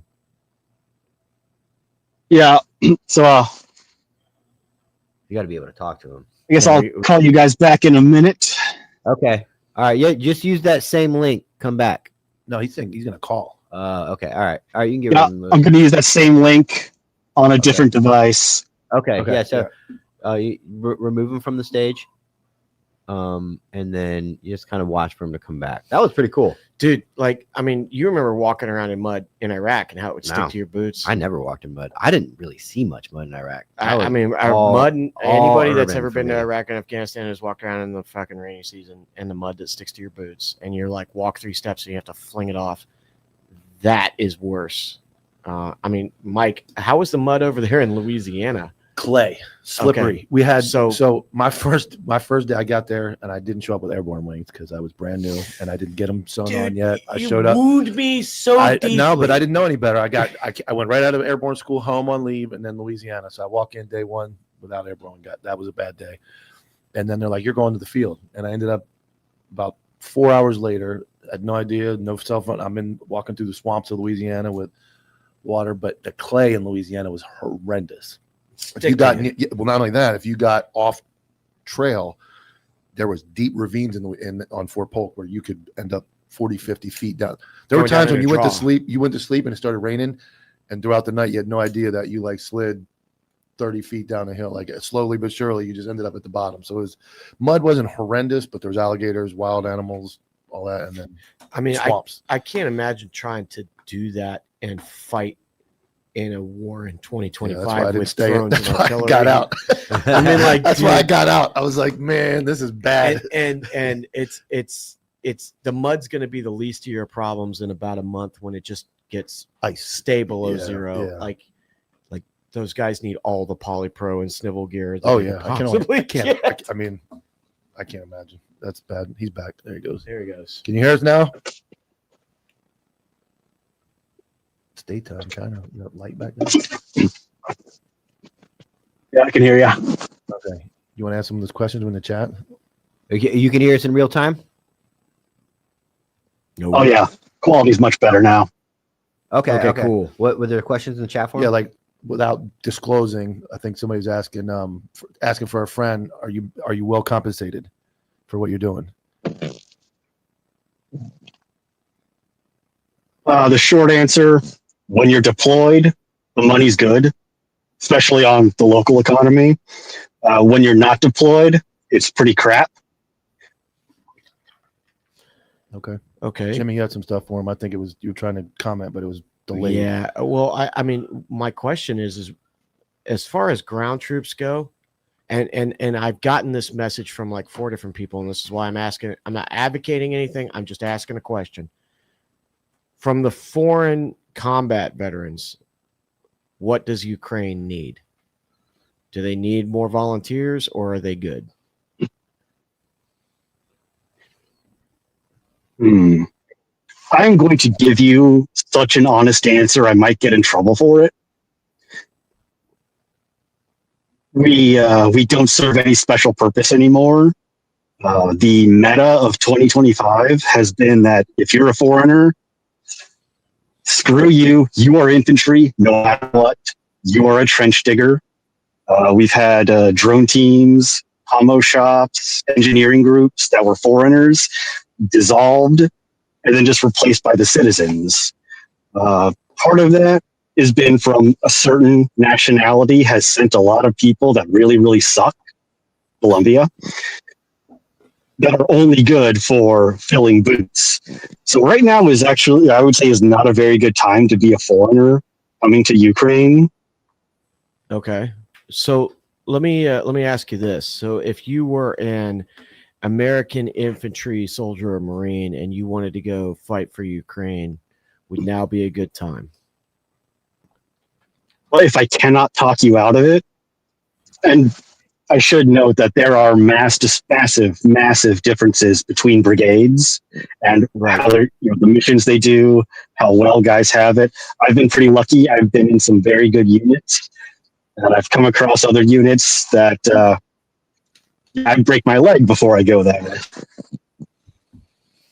But if somebody, let's say, well, it's a big army. There are a lot of troops right now. But if somebody were to come here, like my advice, like what can they do? You need to prepare yourself to be a cog in the machine. A lot, especially the Americans, we've been at war for 20 years. We think we're special, but we're really not. Main character syndrome is quite rampant. And then when, as you noted, the conditions are not great, guys go out and they realize that they're not up for this. I mean, that is the, so I've gotten 3 or 4 DMs about people like, hey, these guys that are in Ukraine, should we go there? Should we help? Should we talk about them? Like, I don't know, dude. We got to ask that question. It sounds to me like the answer is no. What do you think, guys? If I was talking to I mean, from a guy, from what he's saying, yeah, like, I would say no. Yeah, I don't want to go there. Well, No. I should say if it's, well, you don't have to. Like, nobody has to. But I want to kind of, couch my answer now, having already said it. There's a lot to be had here. There's a lot of opportunity if you know how to do it. A lot of guys just arrive and then leave right away. They don't make the connections. They don't learn how to interact. Don't know how to get the things that they want. But hey, I will note that the Ukrainian military has treated me better than the American military. Oh, that is fascinating. Wow. I mean, granted, I was in a unit that is famously bad, and I got out during the peak corruption years of the VA. So that might be a factor, but that also might explain why I've been here for over 3 years. Can you? And a lot of guys. I was Air Force. Oh, really? Oh, wow. Yeah, I was Air Force, and yet I get treated better here because I don't come in with an added. Yeah, dude. Yeah. Because I learned how to interact. Like I said, be a cog in the machine. Make yourself useful, be helpful. You'll be taken care of. A lot of people come in. I've learned to call them GWADs. GWAD veterans who put on 30 pounds, waddle around. I'm the only guy here with my. I mean, hey, I'm probably there. And they tend to leave pretty quickly because they have attitudes. They don't get the things that they want. And it's just a vicious cycle with them. But hey, if somebody does want to come, hey, do it. just be aware of what you're going to face. You are going to be out in the field. You're going to be cold. You're going to be miserable. There better be a lot of And zeros also- on that check. Oh, on that note, if somebody's coming for the money, get lost. Don't come. Okay. Yeah. All right. Okay, I'm staying home. we have solved that problem. So before we go, like last question, what's it look like right now on the front line, Trace? I think you've mostly covered it. Things have settled down.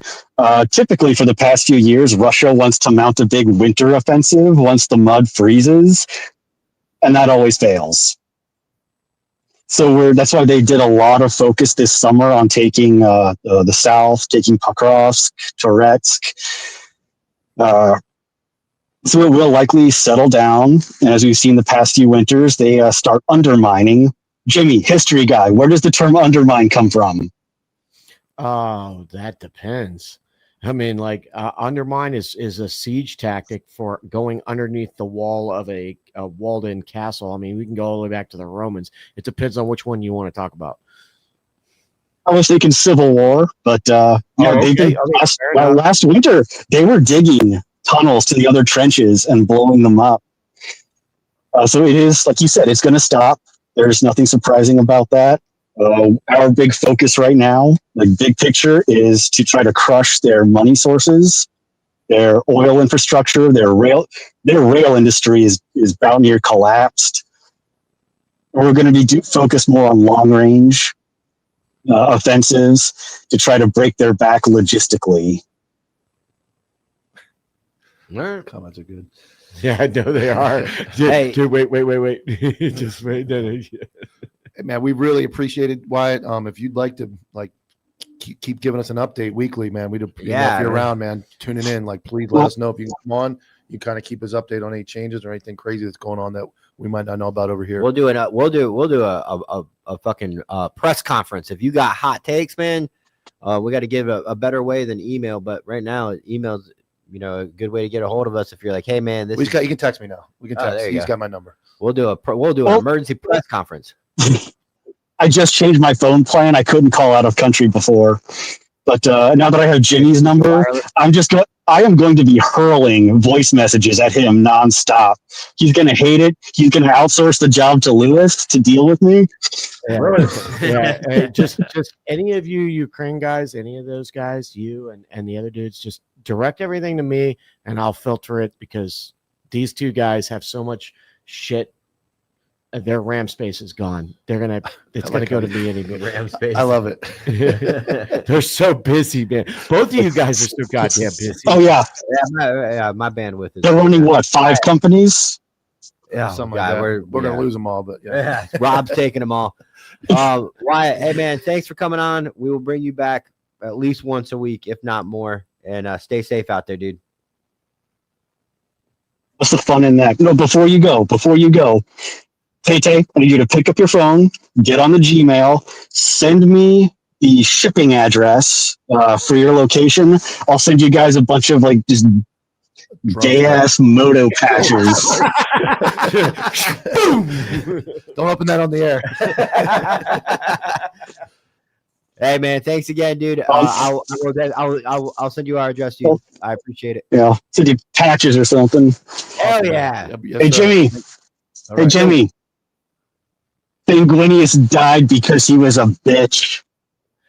Go fuck yourself. If Horus didn't go tap into all of the powers of the insidious, ruinous powers, we wouldn't even be fucking talking about Is this. this a Warhammer thing? Yeah. Oh boy. Okay. Clint's trying to call. I got to get this ad out, and then we'll call. Yeah, we'll call Clint back. All right, man. Thanks, Wyatt. All right, and Violent Provisions is our newest sponsor. Lewis, you can pull that clip up. Come on, Lewis. We're waiting on you over there. Violent Provisions is a veteran law enforcement owned and operated apparel company that support the violent and silent professionals like you guys. They got hats, they got hoodies, they got sweatshirts, and they're doing a unique special pre-order from November 28th to December 5th. Use the code ANTIHERO15 for 15% of your order. That's violentprovisions.com, or check them out on the Instagram at Violent Provisions. I share a lot of their stuff. Great dudes, and they're our newest and really good dude sponsors, man. I Yeah, like them. I like So check out their stuff for discount. They're about that life. They are. They reached out. Very humble new company and awesome dudes, man. And then, of course, Flatline Fiber Company. Go to flatlinefiberco.com. Use promo code ANTIHERO15. Save 15% off the rifle slings, IFAX dump pouches, baselines, bags, made in America with a lifetime warranty. Flatlinefiberco.com. Use promo code ANTIHERO15. Save 15%. Roll that vengeance. Over a century ago in 1910, the Flexner Report, funded by John D. Rockefeller and the Carnegie Foundation, re-engineered medical education from a holistic, whole-body approach, which appropriately treated the body as an interconnected system, to a compartmentalized approach under the guise of specialized medicine. They shut down or consolidated medical schools, marginalized naturopathic, homeopathic, and chiropractic medicine, replacing them with symptom management and synthetic drugs. Allopathy is a marketing strategy rooted in fear and manipulated science. This philosophy carried into veterinary medicine, resulting in over-vaccination, unnecessary surgeries, and manufactured food, just like they did for people. They call it care, but it's predatory and based in profitability. The truth? Toxicity, compromised immunity, and chronic inflammation. They're not fate. They're engineered. And so is your power to undo them. We built 3 targeted formulas to return the body to homeostasis for pets and people. To detox, defend, and restore. We are the correction to decades of corruption. We are vengeance.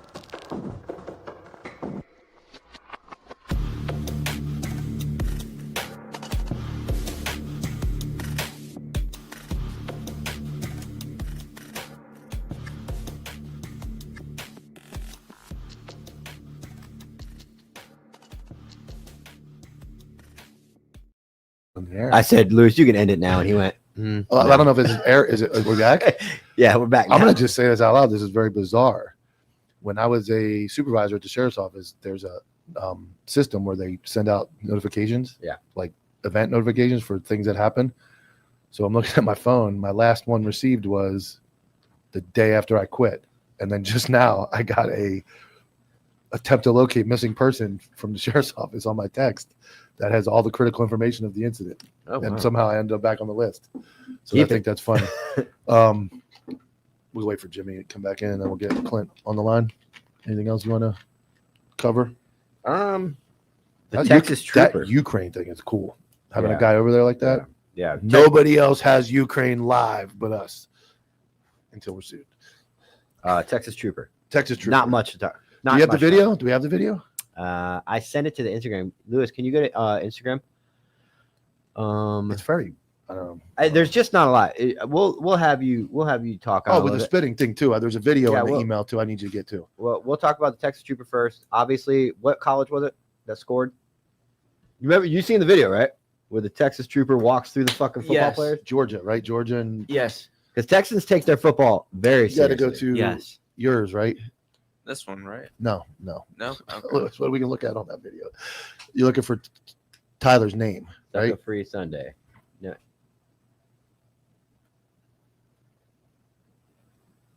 There you go, right ESPN here. right there. Yep. I already have it in Yeah, there. A&M, Texas Oh, you got it A&M. already? What a crazy comeback that was, I too. didn't- Wow. I Just didn't tell see us then, Lewis. Just tell us to shut up. You're in charge.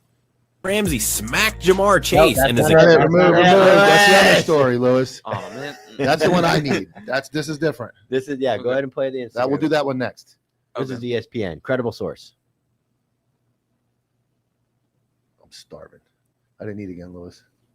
Dude, I'm all out of chicken nuggets. I'll make you I'm some. starving. if I have- That is track speed Run it back again.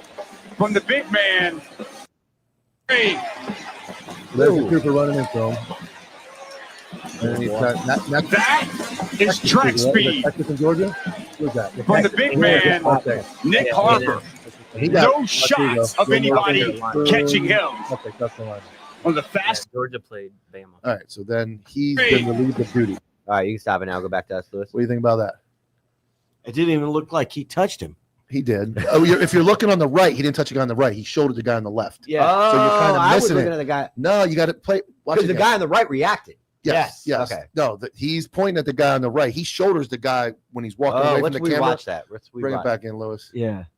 That's. It looks like he points at the wrong guy. I mean, yeah. Okay. Oh, okay. Yeah, you there got to it watch it is. one more time. Watch the trooper's left shoulder. Okay. It's track speed from the big man, Nick Harbor. Ready? No Yeah. shots of anybody Boom. He hit the guy catching on the him. left. You can't see in the window. From the fast, Yeah. Okay. So he hit the Yeah. guy on the left, but he points at the guy on the Because right. the guy on the right probably said something. The guy on the guy on the left is just looking now. The guy on the right said, "Yo, bro, what's up, man?" Something to that effect. Yeah. But, dude, you're not Damn, on the cuz. street. You're in the tunnel. You're in That the was tunnel. a silly move by the trooper. There's Yeah. no. I would imagine, is that their tunnel for like their team? Yes. Yeah, and that's the funny thing is people, the South Carolina fans, some of them are blaming this encounter for the epic collapse. They were up by like almost 30 points, So 20 the something cop points caused going in. the meltdown. Yes, going into halftime, A&M was like a plus 950 underdog if you live bet it, and they came back and won. It was probably like the greatest South comeback. Carolina. And no, Texas A&M comeback. The trooper just channeled that energy. So he caused it. Yes, South Carolina was up by like 20, 30 He caused points going them into- mental and psychological damage to where Yes. they lost the game. Yes. But Against there's really not much. The trooper, Texas Interesting. Department of Law Enforcement or whatever the hell they were, the trooper was relieved of his game day responsibilities. That's a huge deal. Those dudes they no, love that. They love it. You remember the guy with Bobby Bowden for his entire life was Bobby Bowden's like sideline guy. Like he was famous. He gets to go to every game, away game. There's a cop. Yeah, the trooper that was Bobby Bowden, like back in the day. I when don't know who that is. Bobby Bowden was the FSU coach for years, like bazillion years. His trooper and those guys travel with the team. So he's just like an honor Oh. guard type deputy. He's not a real Okay. cop or a trooper. He goes with the They team, get involved, flying on the limousine ride and jet flying, and then styling, profiling, and then he loses that status. damn. Now Who's he in the goes- army that's like the special guy that like their guy like hangs out the first sergeant or somebody like RTO. Driver, Yeah, driver. Yeah, so he'd be like the brigade driver, doesn't go to commander the field, or- doesn't yeah. do anything, sleeps in a nice place. Yeah. all- Driver, yes. Yeah, he's the equivalent of the driver. Same qualifications, but doesn't do any of the job. I mean, Correct. he's armed, right? I mean, Yeah, like, he's Yeah, still he's a armed. cop. Yeah, He he's got- got, he's yeah. got law enforcement duties. I but- mean, like, look, dude, you're in the tunnel for the opposing team. Like, you're gonna get some smack talked at you. Just Yeah, you laugh can't run at- into him. You can't be. This ain't the street, homeboy. No, That's no. true. That's a good point. You know, as cops, we especially a cop of that generation, he looked a little bit older. Yeah. He probably took no shit from anybody, except when you're in a gig like that, you're in a place with people much better than you, more important than you, making more money. He's than got you. it made, People dude. care about those people more He's than they got care about that cop. He's got it made. It's a lot like the cops Yeah. that we pull over and we pull over. It's a lot like the cops that pull over football players and, and we're like, hey, dude, take your fucking pride out of it. This isn't some fucking Joe Schmo you pulled over. You can do the same thing. You pull over fucking what's his name from Miami Dolphins? Oh, to Tyreek Hill. Tyreek Hill. Cheetah. You treat Tyreek Hill differently because of his status. It is just Different- what it is. professionally differently, but you don't let him get away with anything. But you just got to know that TMZ is waiting for that clip. Yeah. So don't ruin The- your life the and career over Dolphins some dynasty viral moment. loves him more. The city of Miami Than loves him cops, more. yes. NFL football fans loves him more than the cops. And I mean, he was in the opposing team's tunnel. So like, hey, you could hate. Am I right, K9? Like, you can hate these guys all you want. Yeah. But like, they're still Yeah.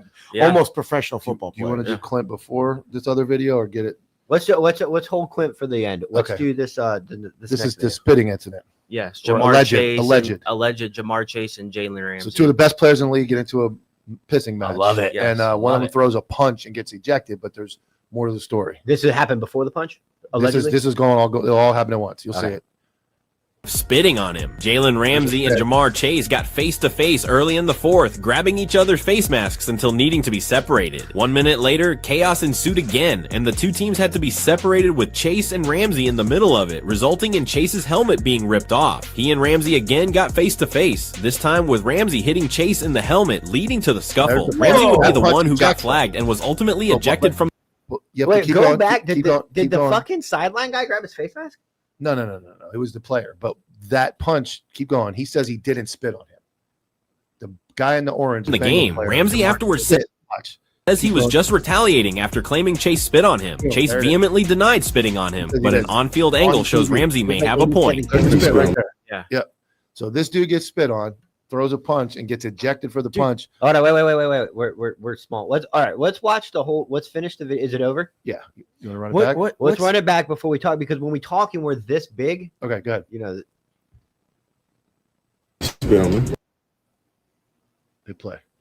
Jalen Ramsey smacked Jamar Chase and is accusing Chase of spitting on him. Jalen Ramsey and Jamar Chase got face to face early in the fourth, grabbing each. Saw it again, All right? right, yeah.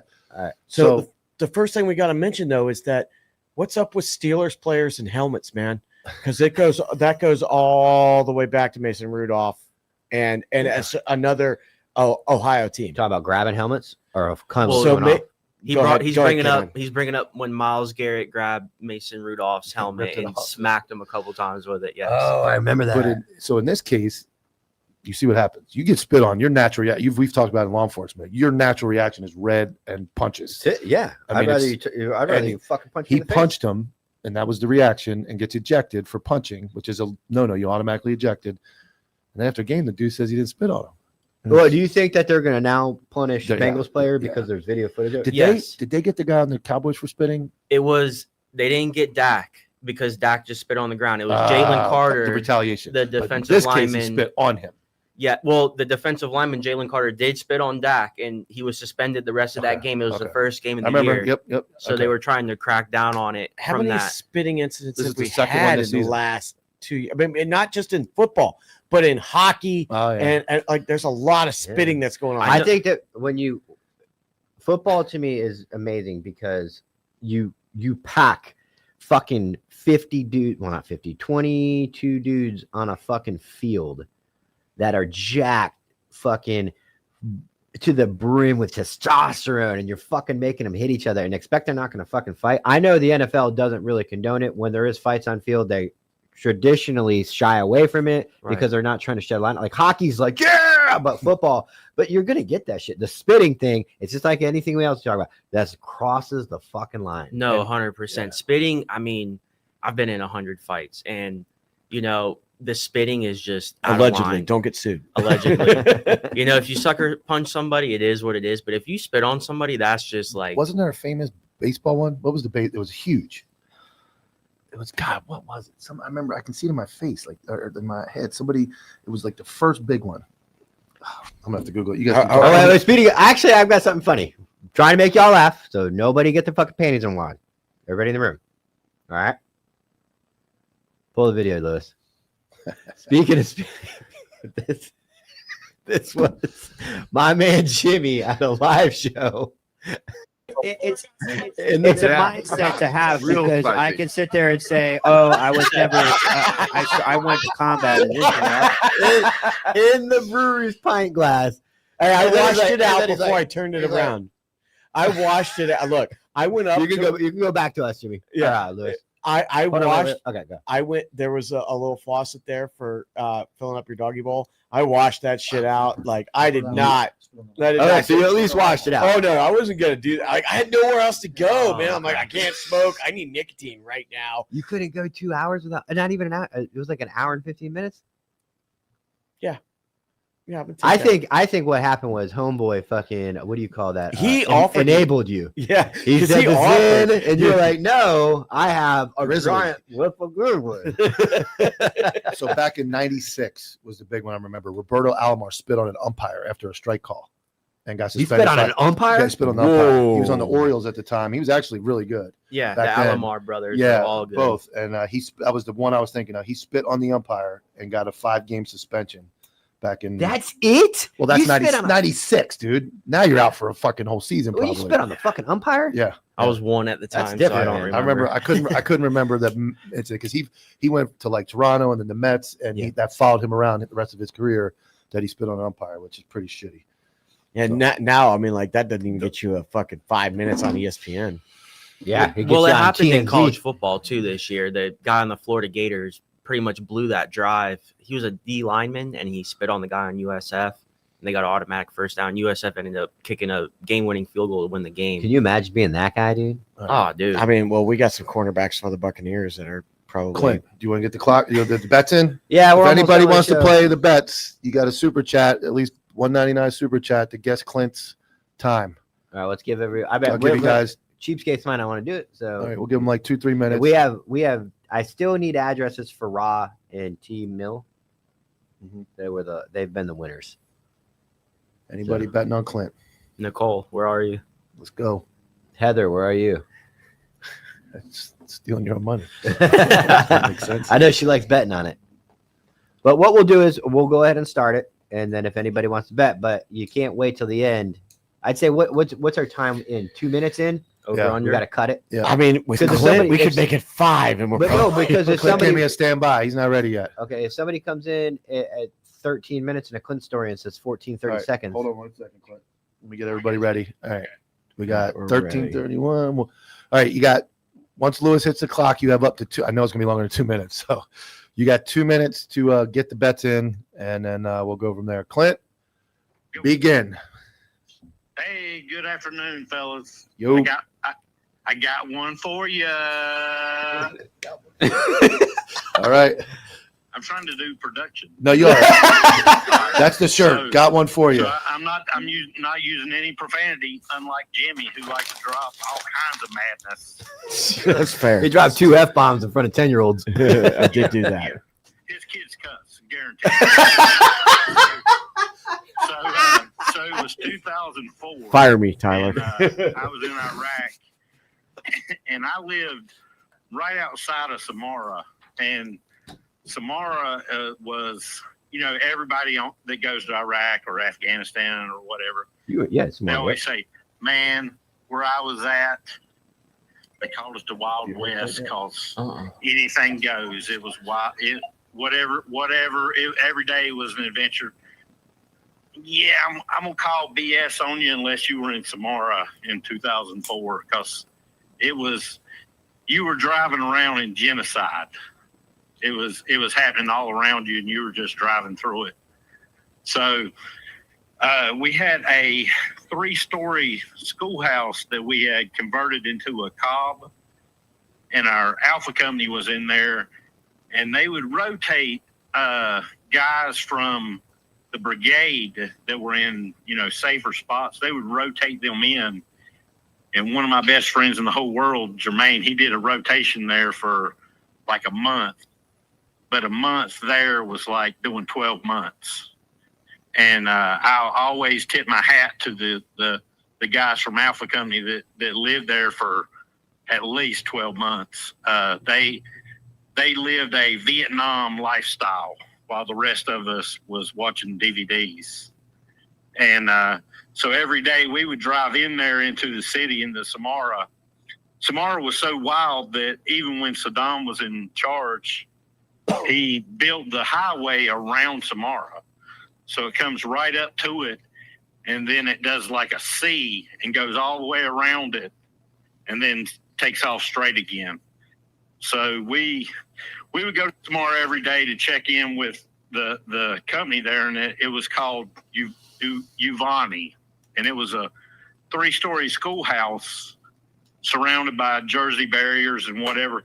So they had like these, I don't know exactly what you would call them. There's like a 20-foot Jersey barrier, and that would barely get up to the 3rd floor, if that. And so we were pulling in one day, and we got out of the trucks and we went inside to talk to them before we went on our patrol or whatever. And we walked in, we went up to the 2nd floor, which was like the command center. And we walked in there and we're talking to them, and the whole building shook. Something hit the building and everything shook. And even though they, daily swept and mopped and did whatever they could, it shook everything in the building to the point that the whole building went hazy while you were inside of it.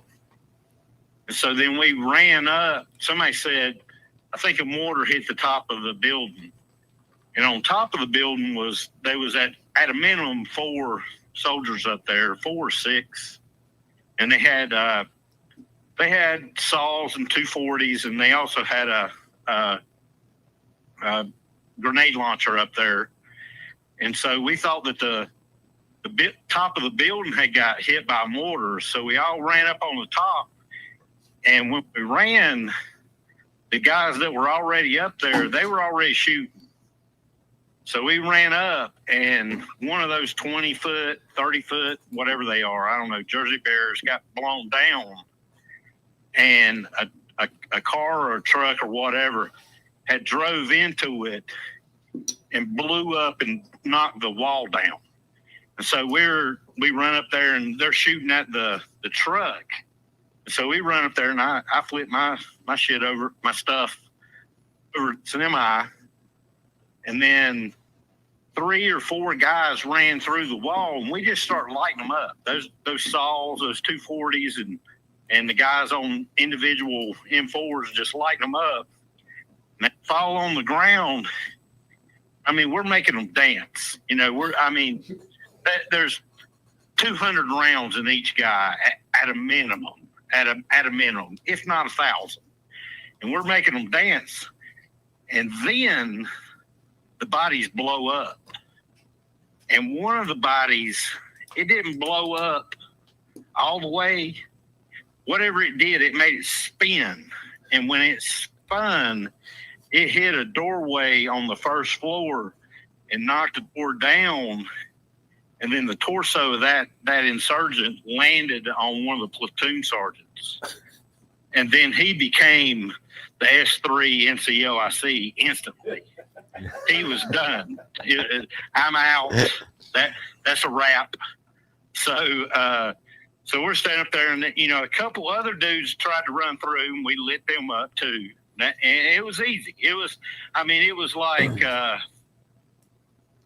shooting fish in a barrel. It really was. And so right after that, we run down to the bottom floor, and we run up there, and we're doing a battle damage assessment. We're checking all these blown up bodies and looking at everything. And my interpreter, his name is Jimmy. And I've been nice to Jimmy my whole life. The whole time we were over there, I was nice to Jimmy. I was that guy. And if you don't make fun of the interpreter, he thinks he's your best friend. So Jimmy had, at the end of this escapade, Jimmy invited me to his hometown in Chicago to hang out with him and his wife and his family. And he said that, bring my wife, but I wouldn't see my wife the whole time I was there. The only time I would see her was when they were serving dinner to us. But other than that, I wouldn't see my wife the whole time. And I said, Jimmy, I don't think that my wife is going to be down with that. But so we're out there, and we're walking around, and we're checking the battle site or whatever. And Jimmy, the interpreter, turns to me, and he says, we're looking at body parts.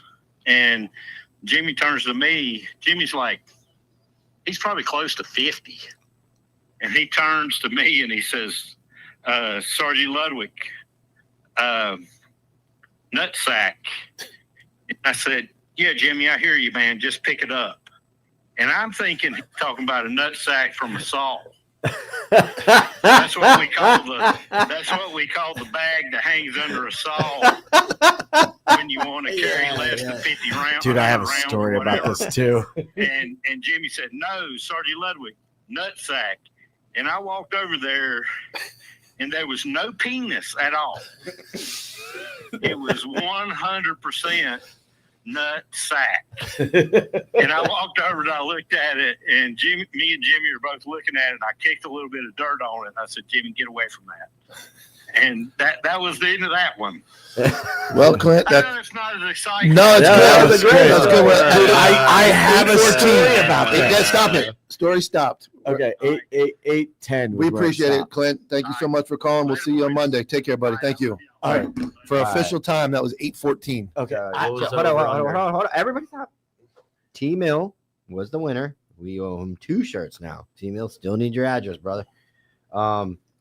Somebody reached out to us on Instagram and said, hey, y'all told me to reach out to you, but they use their real names in messages, and then they have their pseudonyms, screen names. So I apologize. I answered a lot of messages. If you reach out, please reference what it is. Yeah. Like, hey, you guys told me to reach out because Clint talked about the nutsack story. The nutsack story. Something like that, please. We've got to end it, but I want to talk about our guest here, the origin story, K9. Yo. So how did you come to be in the podcast sphere? Okay, so I used to make music. You look like it. Thank you. You look like you used to make music. Thank you. I take it as a compliment. I don't know if it is, but I'll take it as a compliment. I love you, Tyler. So I made It's all good. I made the intro for the Bobby Bones show. Shout out Bobby Bones. He's nationwide, one of the top country music stations radio shows in the world. So I made an intro for their show. They took it. They flew me up to Nashville. I was on their show. I blew up. I had my 5 seconds of fame. Nothing came out of it. So then I started thinking, I was like, you know what? I lost my connections making music. I said, why don't I get into podcasting? So I got into podcasting, started telling a little bit of my life story. And then I moved more into the sports field because no one really cared about my life story. And I did sports podcasting for about 2 years. And I was getting maybe 5 to 10 views. And I had Mike on it a couple times. He told his, story, his Copville story. My podcast started blowing up from him because he's got all the clout, not me. This before I was Copville too. This is way before. Well, I actually was. I just didn't tell you. Yeah. Yeah. And thanks for that. And so, I wasn't getting anywhere with it. I sold my laptop, my original laptop, not the marketplace animal porn one. And I started it up again, and Mike came to me and said, hey, I joined Counterculture and we want to get you on there. We want to start a sports show. You're the perfect guy. You're committed. You're what was the word?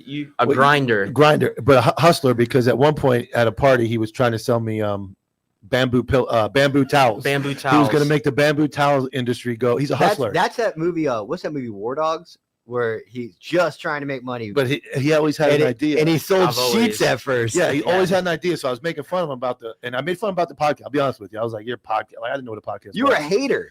Yes, he was, but it was all love. I mean, we're family. You know, yeah, we're nice to each other. We're first cousins. Your podcast. Yeah, I kind of want to do it low key. No, I did his podcast. I was like, let me tell, and it was good. But then it was like, I go over there one night, we're all drinking, and we're doing shots of Patron, and he's trying to. I'm like, give me your spiel. He's drunk as hell, trying to sell me bamboo pillows or towels. Towels, like, bro, bamboo towels. This ain't gonna work. So then he got back into Bamboozled. podcasting, and I was like, hey, come on board. He's my first cousin, so I let it slide. If he was my second cousin, we might have, had some violence with it. But since he was my first cousin, I let it slide. But yeah, now I'm on Counterculture, which is a great company. I don't know if you guys heard it. So I go live every Monday, 7 p.m. Eastern. My Instagram's at K9_Florida. And we talk sports, and we break down, we recap the last week in sports, different topics. Sipo's on it with me. We've been boys since we were like 15. So he's another sports geek. Just like this whole podcast, I didn't know what the hell was going on. When you were saying TIG, I was thinking of welders, TIG welding. That's what a lot of people in the comments are saying. I had no WIG? idea. I don't know anything about the war, politics. It's better that way. You're not going to get sued talking about sports. I did vote for Trump. That's as far in politics I've ever gotten. Mike talked me into it. And I never voted before, so this was the first time I ever voted. I'm very on politics. Now. Yeah, our aunt's not gonna listen to the house anymore. You better. Yeah, we have a Democratic unclip this. And but yeah, I'm just a sports geek. All I know is sports. That's all I know. And yeah, that's pretty much. He's so into sports that we have a tennis facility in our town that actually has tennis matches you can gamble on. So he's there working. And he's like, dude, you got to bet on Janinski. You got to bet on Janinski. And I'm over there on Hard Rock app going through we love. I won like $500 on this. He tells me, he's like, you got to bet on this guy. So I'm like, you have to dig deep in the Hard Rock app to find this local tennis. And I bet like $500 on this dude. He's like, I'm watching it live, and the guy won. You don't have to worry about catching heat for that, do you? There's no insider info.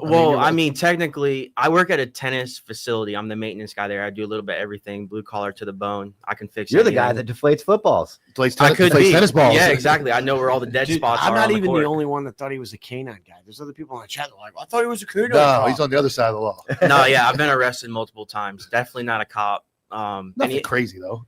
You know, it's funny. Quick story. I went to a St. Lucie Mets baseball game, and I'm with all my boys, and I work out, not trying to brag, 3-4 times a week. I'm not as strong as. I saw your post. Yeah, I'm not as strong as Mike over here, but I'm old, dude. I'm at the baseball game, and a cop that goes to the gym goes up to me. He's like, hey, what's up, Kenai? Shakes my hand. All my boys look at me. Like, sell out. Yeah, they're like, what? How do you know this, dude? Now you got to punch me in the face and drag me away, dog.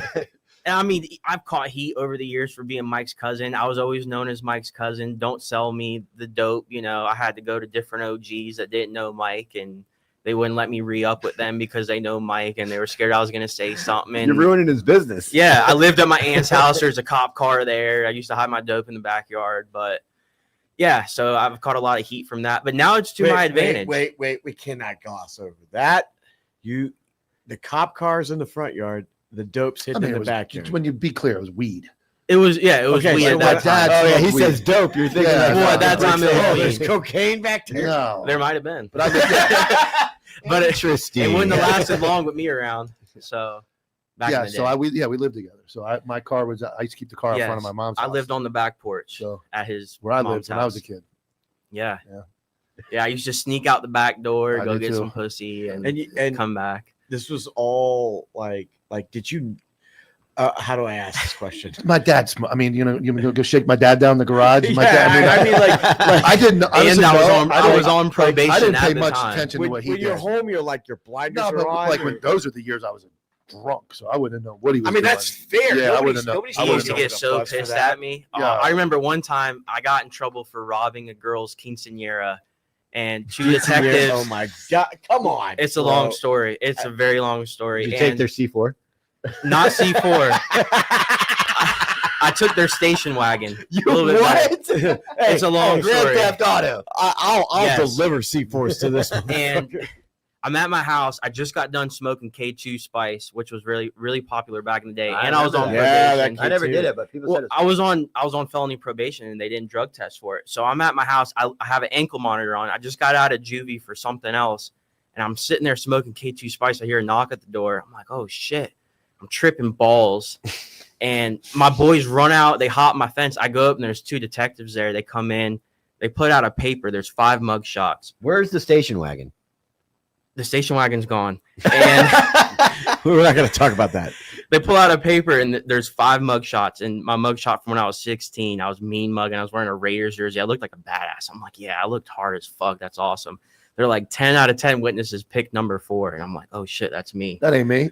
And they're like, yeah, we just got off the phone with your cousin Mike. Your cousin just said, do whatever you got to do. He's sick and tired of you. So I mean, you can only do so, and that goes into the whole, I'm a Wait, did crooked you, like- cop statement because I said he's family, but Yeah. you got to do what you got to do at some point. Did Like- you walk up to him and smack him in the back? No, of I the wasn't head? there. I stayed. Not that I stayed out time. of it. I think Bias. that was in Not the that city time. though. I think there was city. That was detectives. city Yeah, police, we lived yes. we lived in the county, but I was a county deputy. But at some point, you're like, you get pulled over speeding, you get pulled over. I hate to Yeah. drop my name, but when you start stealing cars, I'm like, hey dog, hey man, I got to step out of he this did one. pick me up the first time I got arrested. I was 16 in high school. I got caught selling weed. I had Oh, yeah. $1,800 cash in my wallet Where were you selling weed at? at the high school. So they picked me up at the high school. They checked my You pockets. ran, right? Then you throw something in the bushes. Yeah, I remember this. I ran down Yeah. the road. They pulled a taser on me. I gave up because I didn't want to get tased. They took me to the office. I had $1,800 cash on me at 16 years remember old. that. I don't remember And that they're story like- until right now. They're taking pictures of me, taking pictures of the money. They're like, dude, how do you have $1,800 cash? You're 16, you're in high school. I have a good allowance, man. And so Mike, they took me to jail. They booked me. Mike picked me up, and Was I off when I picked you up? you picked me up in plain clothes. You're Okay. like, all right, you're like, you wanted to be a gangster. This is it. You finally got arrested, you stupid fuck. And he took me to his mom's house. His mom beat my ass. His sister beat my ass. My dad beat my ass. He grabbed me by the shoulders and the neck a little bit. He didn't I'm rough not me too violent. hard. Yeah, I didn't. I'm not like. No, you were pretty pissed, but I get mad. But I there's don't get many violent. stories. It looks like it worked. It did. I'm clean now. I'm 4 years sober on hard drugs. I hit the weed a little bit every now and then. I like to drink a little bit, but We're not here I've to cleaned judge it you. up. We're not Yeah, here to judge you. the drug days were rough. I've been in some low spots. I used to be 120 pounds. I used to be a fiend. So God bless. What was your drug of choice? cocaine. And then when I ran out of money, I went to cheaper stuff because meth was cheaper, pills were cheaper. Can I ask a question of the cops and the gentleman in the middle? It seems like cocaine is everybody's drug of choice down here. Well, it covers all demographics. It covers your rich man's aspirin. It covers the rich people. It covers the poor people. So You talking about crack too, or just No, I powder mean cocaine? just coke. Yeah, it I- covers yeah, it all. It I covers never it. really messed with crack. Yeah, I mean that's Regular freebasing. Weird as it sounds, regular people do coke. And I remember one time I went to an OD call, an overdose in a regular house. People were dressed nice. They were going out to party. And I'm like, hey, what did he take? And they're like, he didn't take anything. I'm like, what? He's ODing. What did he take? I'm waiting. They're about to Narcan him. Yeah. And I've never Narcaned a person in my life. I almost Narcaned him because he wasn't a drug user. He was somebody. They were like, he just did a line.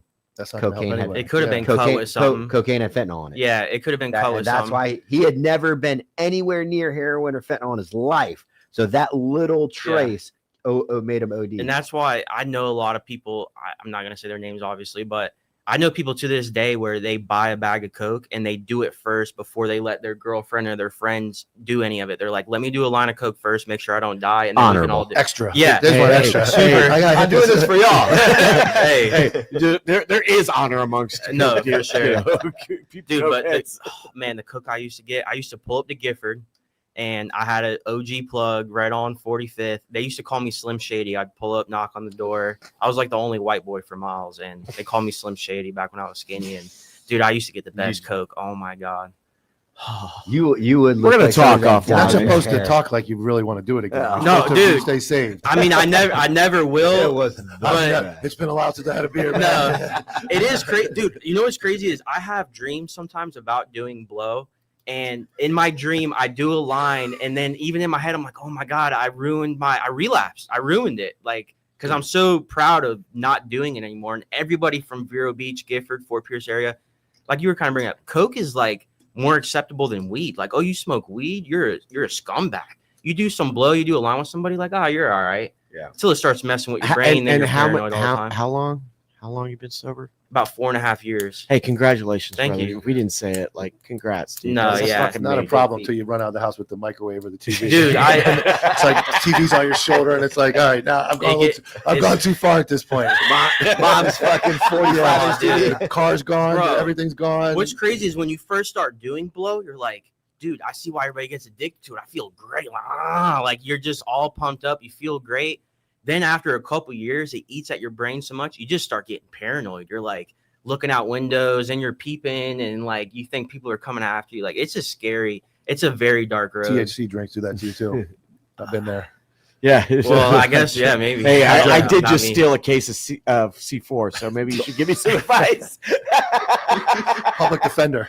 But yeah, No, that's a great story, dark great road. turnaround. And like I said, when you mentioned sports, and this had nothing to do with being a relative, really. When you mentioned sports, I thought I've never seen a kid.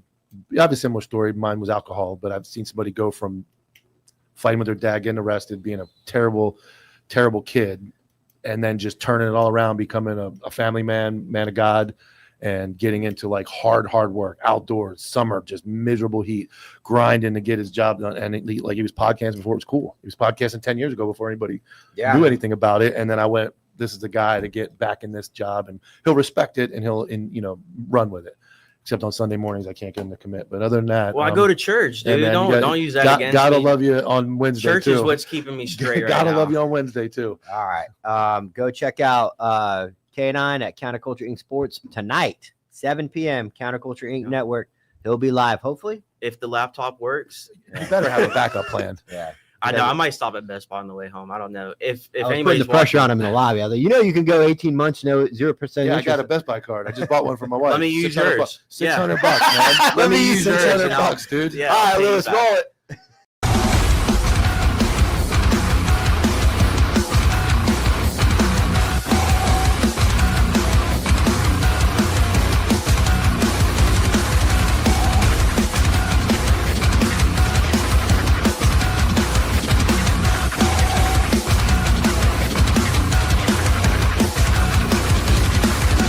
JV team for life.